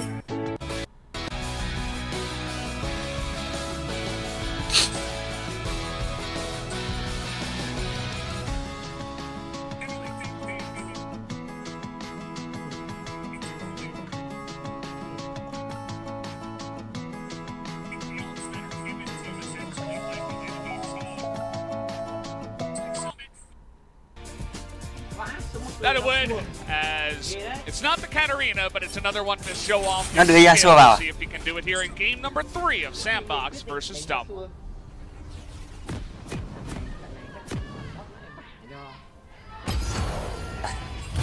Địt mẹ vác đấm vào. Bây giờ được 7-8 điểm. Head on to the Rift now for game number 3. We mentioned how được có game 1 trận nữa vào chuỗi. 22 điểm đấy. Performance in game number 2, and he's going to try to carry his team once again with a very early pick. Second picked here, Yasuo in game 3. It's a very early sign. That's actually an early advantage Damwon Gaming. But the point I wanted to get to is a very early sign that OnFleek is looking to Địt carry mẹ ơi, his team, quỷ kiếm nhá, quỷ kiếm vác đi. From the jungle coming in. Whilst junglers didn't get the old value of the Conqueror proccing it on minions and then having to stack it up on champions. They were entering late, so it is very much about extended đánh around the Jax, and he can proc it very quickly with an auto attack cancel, diving in with his QE. Looking at the win rates here again, OnFleek, a very notable Jax player. And that's going to be the most interesting thing to me because Jax jungle. Không phải nào nhỉ, thằng Lucian này Nó bắn một phát nó lướt thì nó bắn 2 phát là mất cái mắt nhỉ.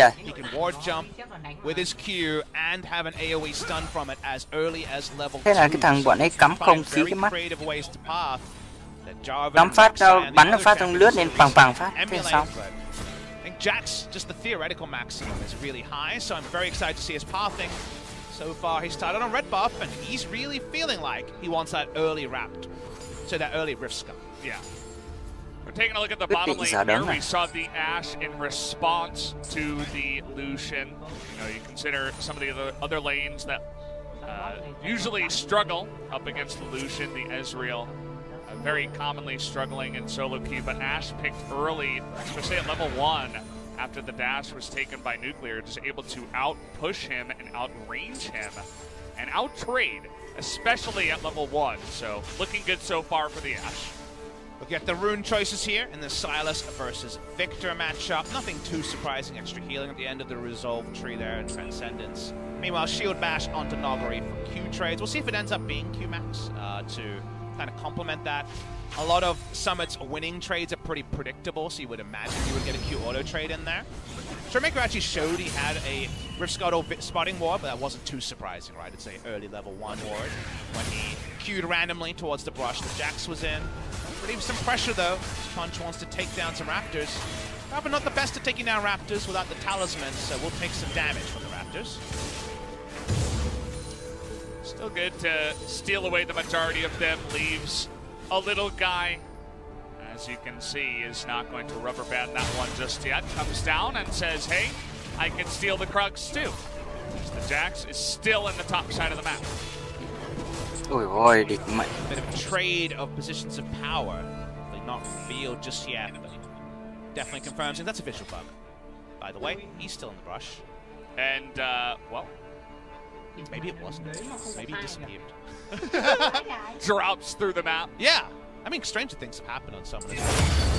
What's your favorite bug during your time of watching?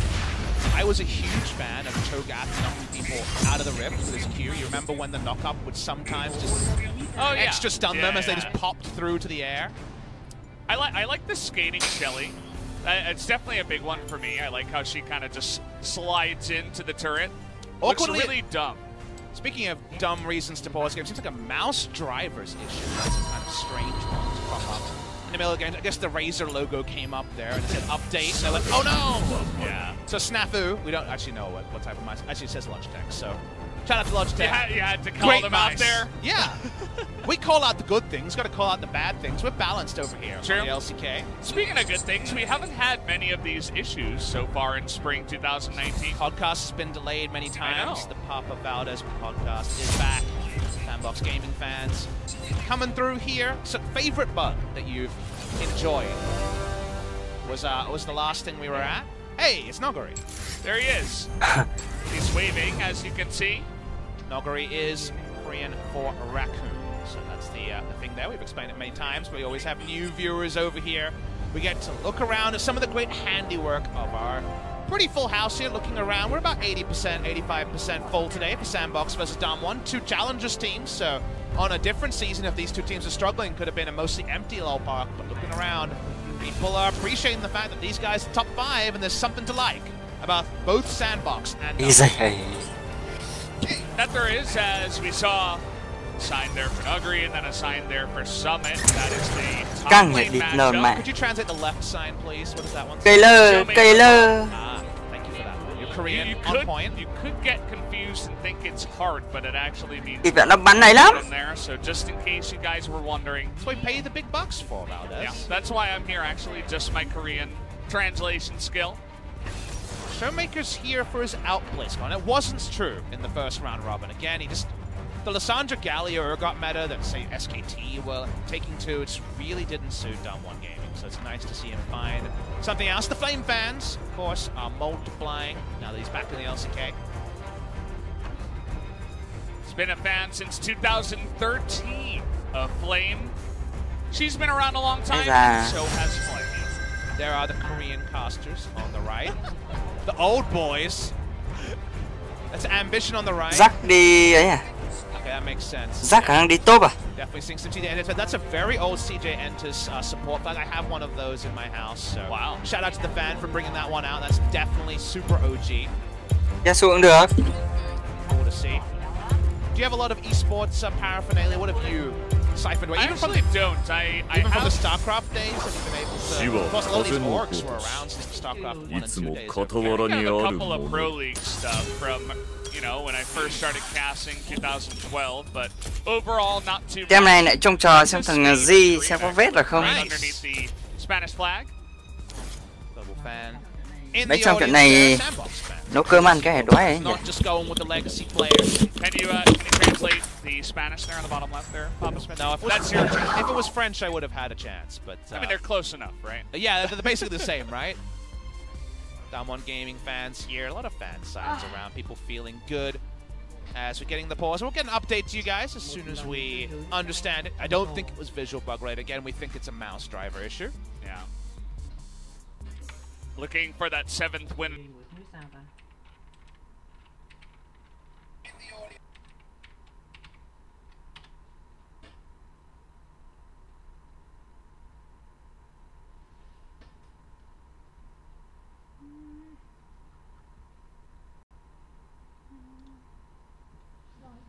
Gọi về Việt Nam bất cứ lúc nào chị. Thề sẽ thanh tẩy vùng đất đầy xấu xa bên dưới. Cô thăng tiến sức mạnh theo cơn mưa lửa dữ dội đến từ thiên giới. Chính nghĩa sẽ giành chiến thắng. Chào mừng đến một gần hơn với hình dạng. Nội tại của Keo là thượng nhân cảnh giới. Theo thời gian trận đấu, Keo ngày một gần hơn với hình dạng tối thượng của mình, giúp cô tăng thêm tốc độ, tầm đánh và mỗi đòn tấn công cũng thấm hơn.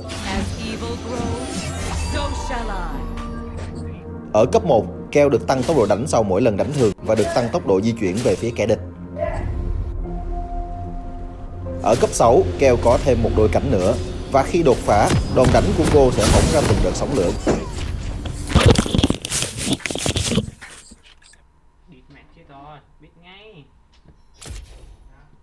Sao?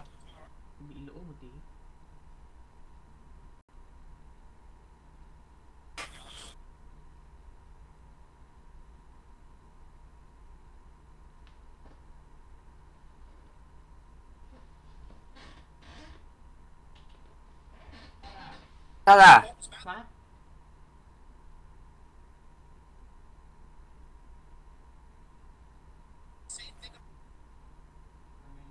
Qua nhanh như này gò bây giờ. Sao được? Ít nhất là phải phút thứ 3. Thằng nào đi top nhỉ? Rắc top à?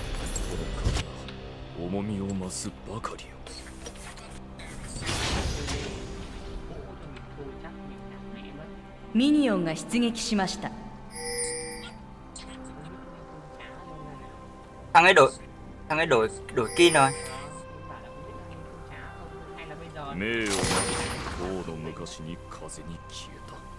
Đâu kin của nó là kin phi tiêu như kiểu thằng Ta Lông.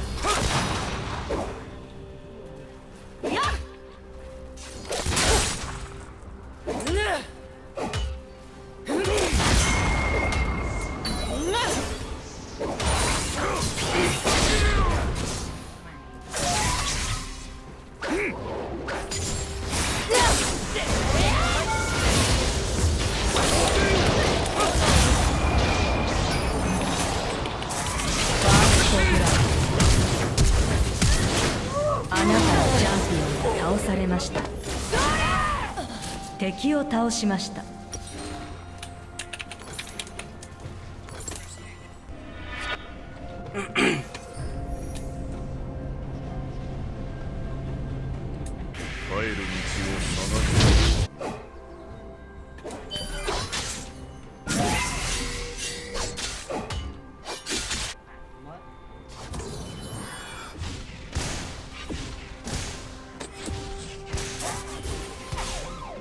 うつけ者につける薬はない。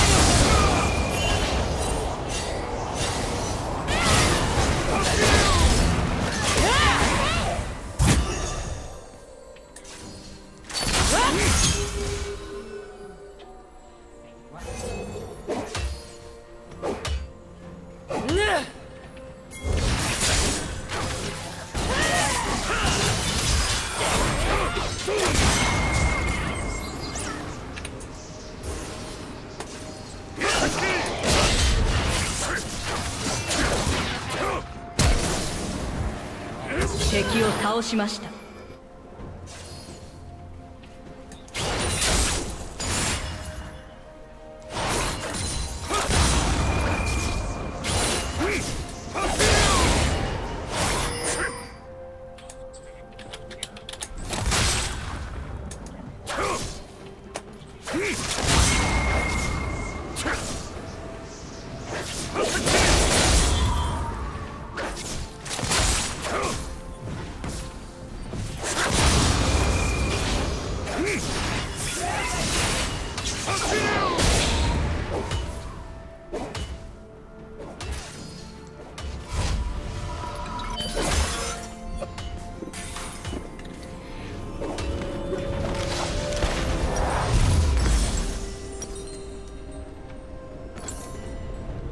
名誉はなどはなく心の内に宿る。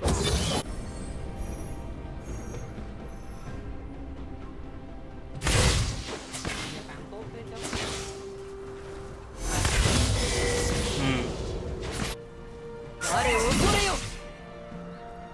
死ぬには早すぎる。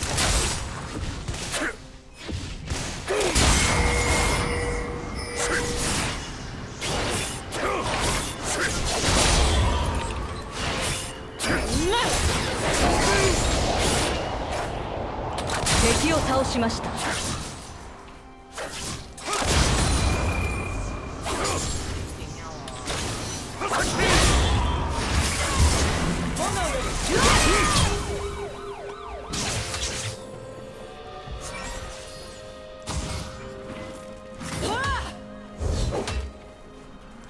味方が倒されました。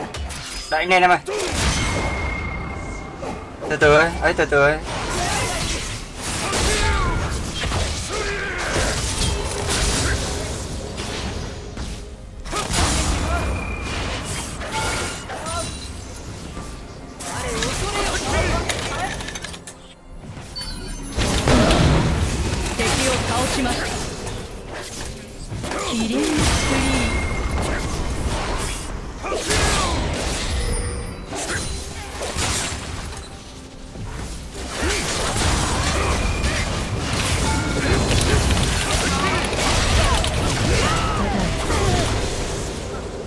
敵を倒しました。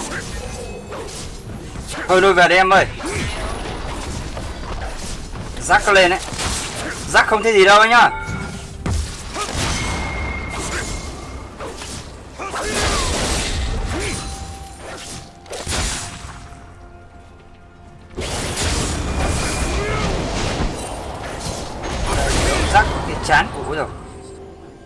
Bỏ mà này.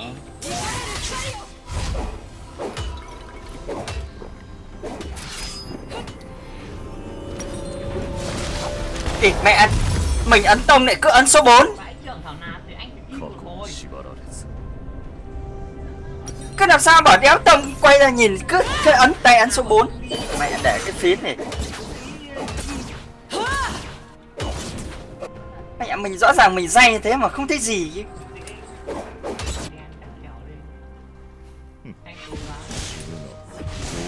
Đâu điện vẫn bật mà.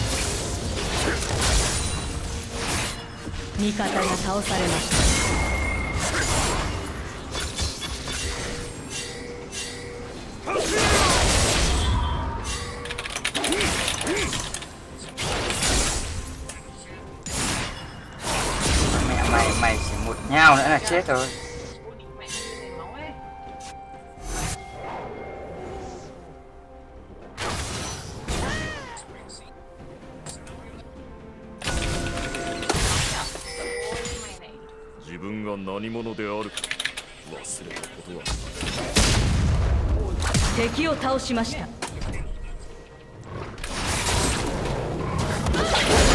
Chuẩn bài không?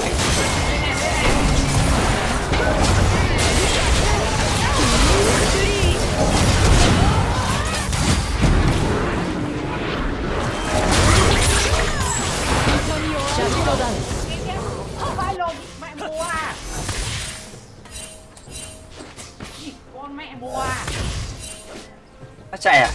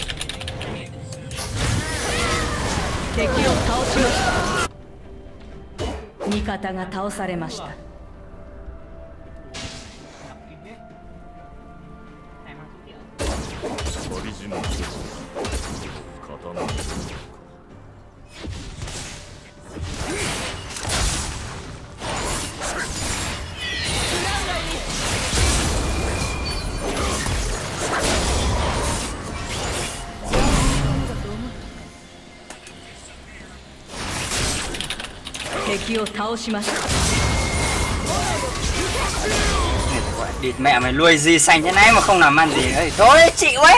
Địt con mẹ.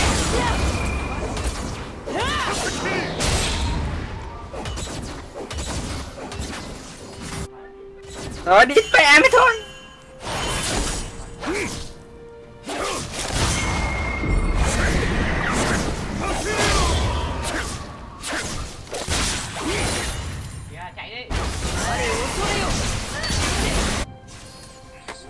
Thằng điên này đang nghe lại thả cái con đấy ở đây đi mẹ.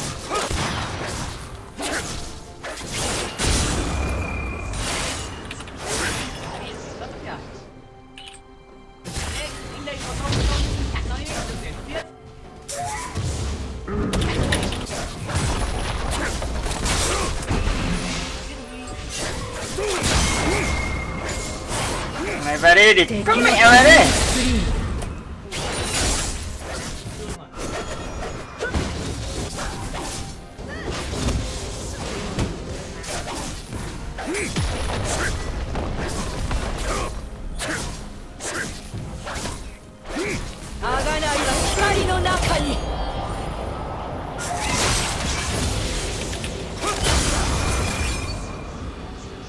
Mày chạy đấy là chết rồi đấy.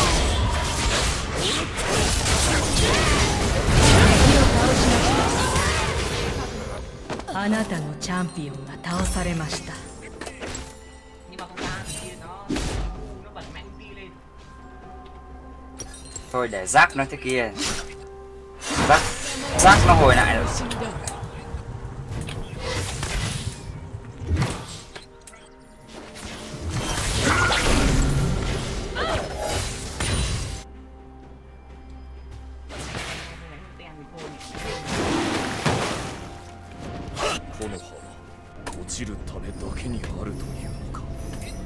Mẹ nuôi gì xanh quá.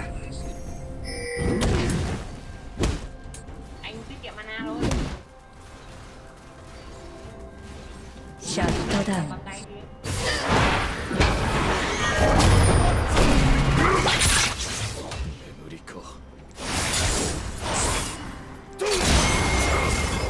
ワープレートが間もなく破壊されます。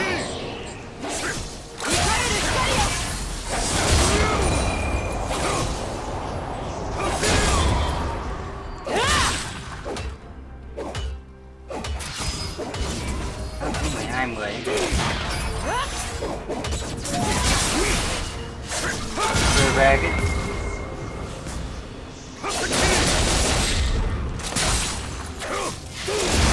động rác nha, rác không thấy đâu ở đây đâu.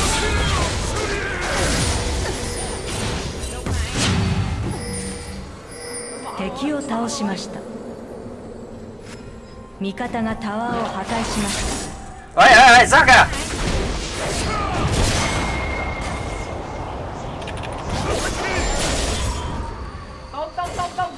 Đông đông, ui dồi.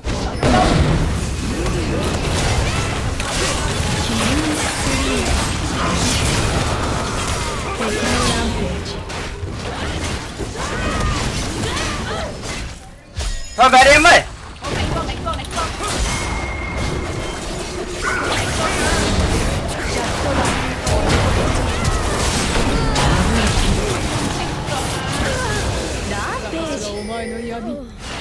Nói nhỉ, để lật kèo rồi.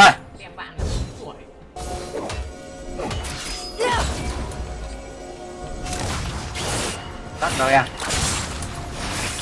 Thịt mẹ thơm quá, có bùa xanh ở chân này. Thịt mẹ dùng kin thoải mái không?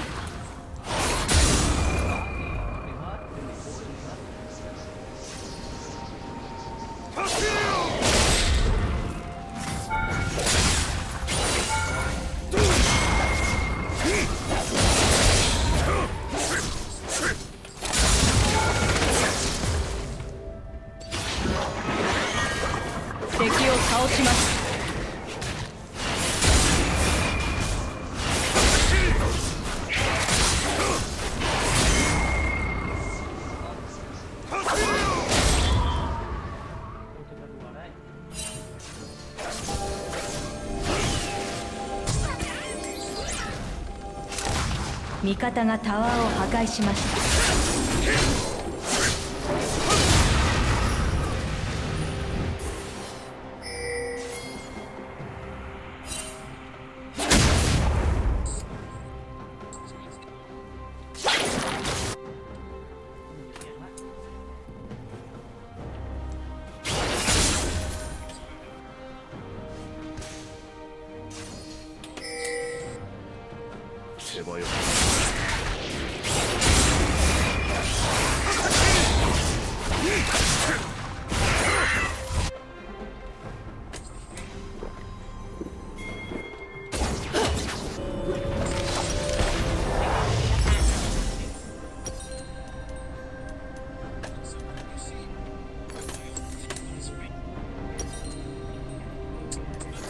Kìa kìa kìa, về ấy đi, về mid kìa. Ui, sao đông này?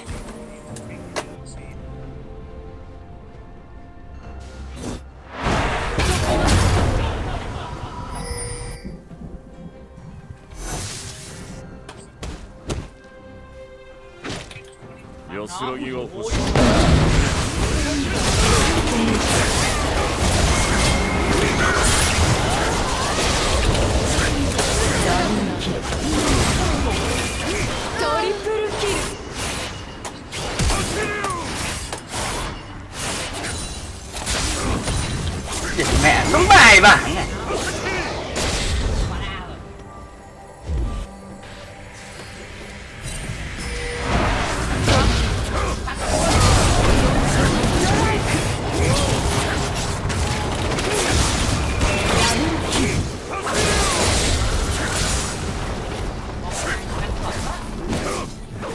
Thịt mẹ đẹp nhỉ, quá đẹp, mình nói cũng nhận đẹp, quá đẹp. Con vừa xanh nhưng mà thôi bỏ đi, về đi, ít máu về đi. 味方がタワーを破壊しました。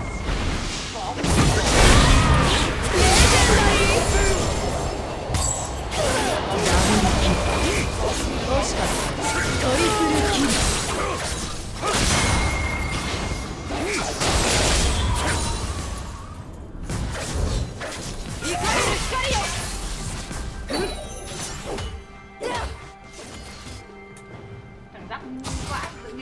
Mẹ.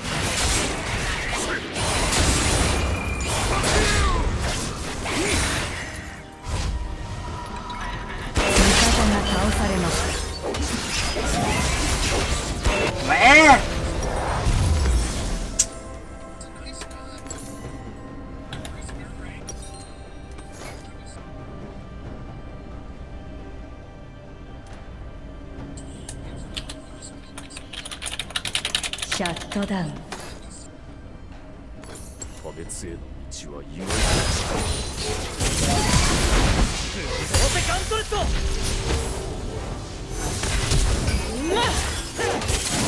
敵を倒しました。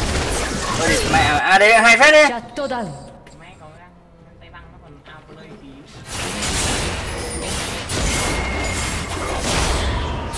Mẹ là bảo nó về nó đã đập cây trụ ấy thì ngon rồi, mình cứ cố nó. Không quả anh mà ấn ulti nhanh vậy chết giết được thằng.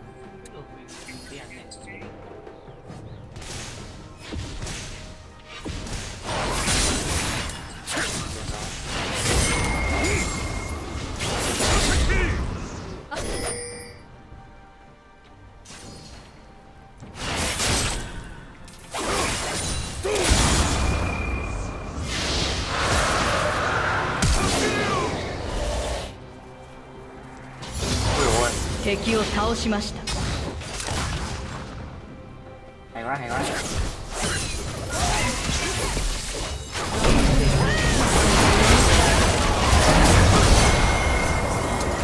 Cô định nhập cuồng đao giờ sang cái đao gì kìa.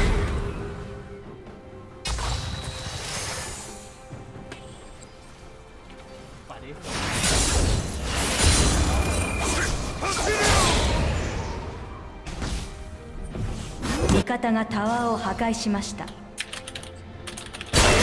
方が倒されました。敵を倒しました。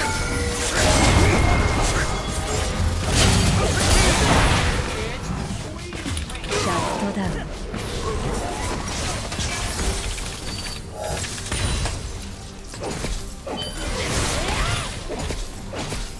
Mãi vẫn còn 1.000 tiền này.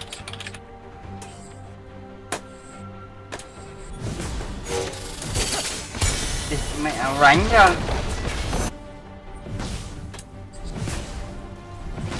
味方がタワーを破壊しました。自らの闇から。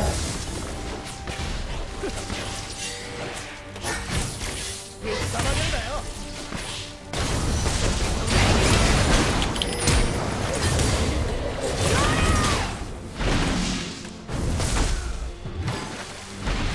明日を約束する。Địt quá, kéo lại địt còn mẹ.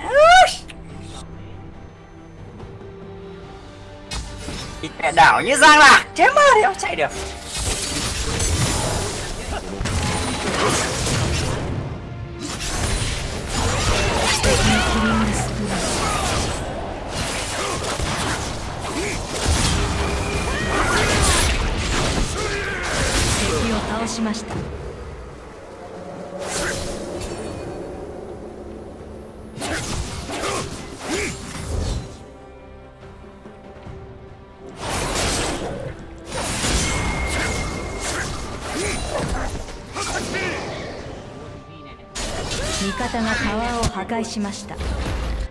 Địt mẹ hay.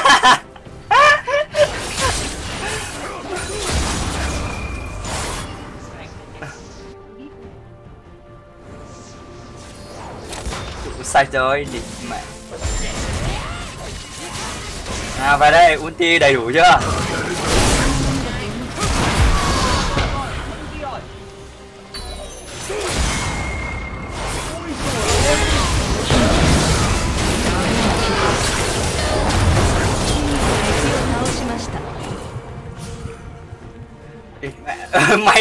Mày hất ra thằng Liên Anh lại đâm lại bồng lên phát nữa.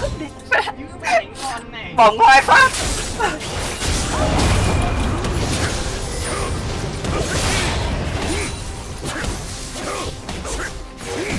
味方がインヒビターを破壊しました。味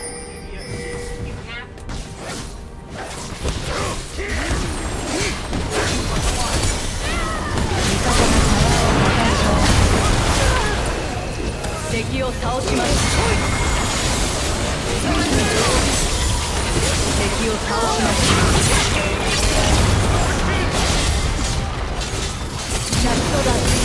Chúng bắn gà địch con má.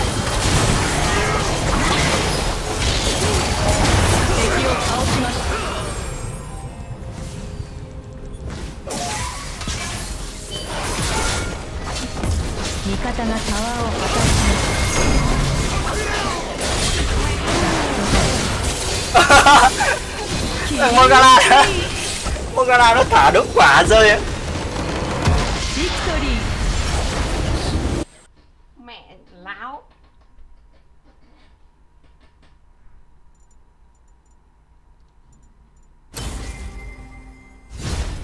Ngọc Anh còn nó chưa biết là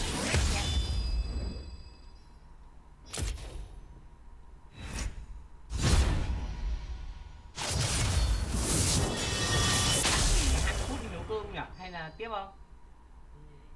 Ê, nghỉ nấu cơm ăn đã đói quá. Tú lên đồng 1.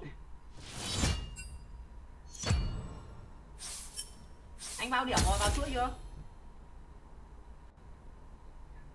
Xem nào xem.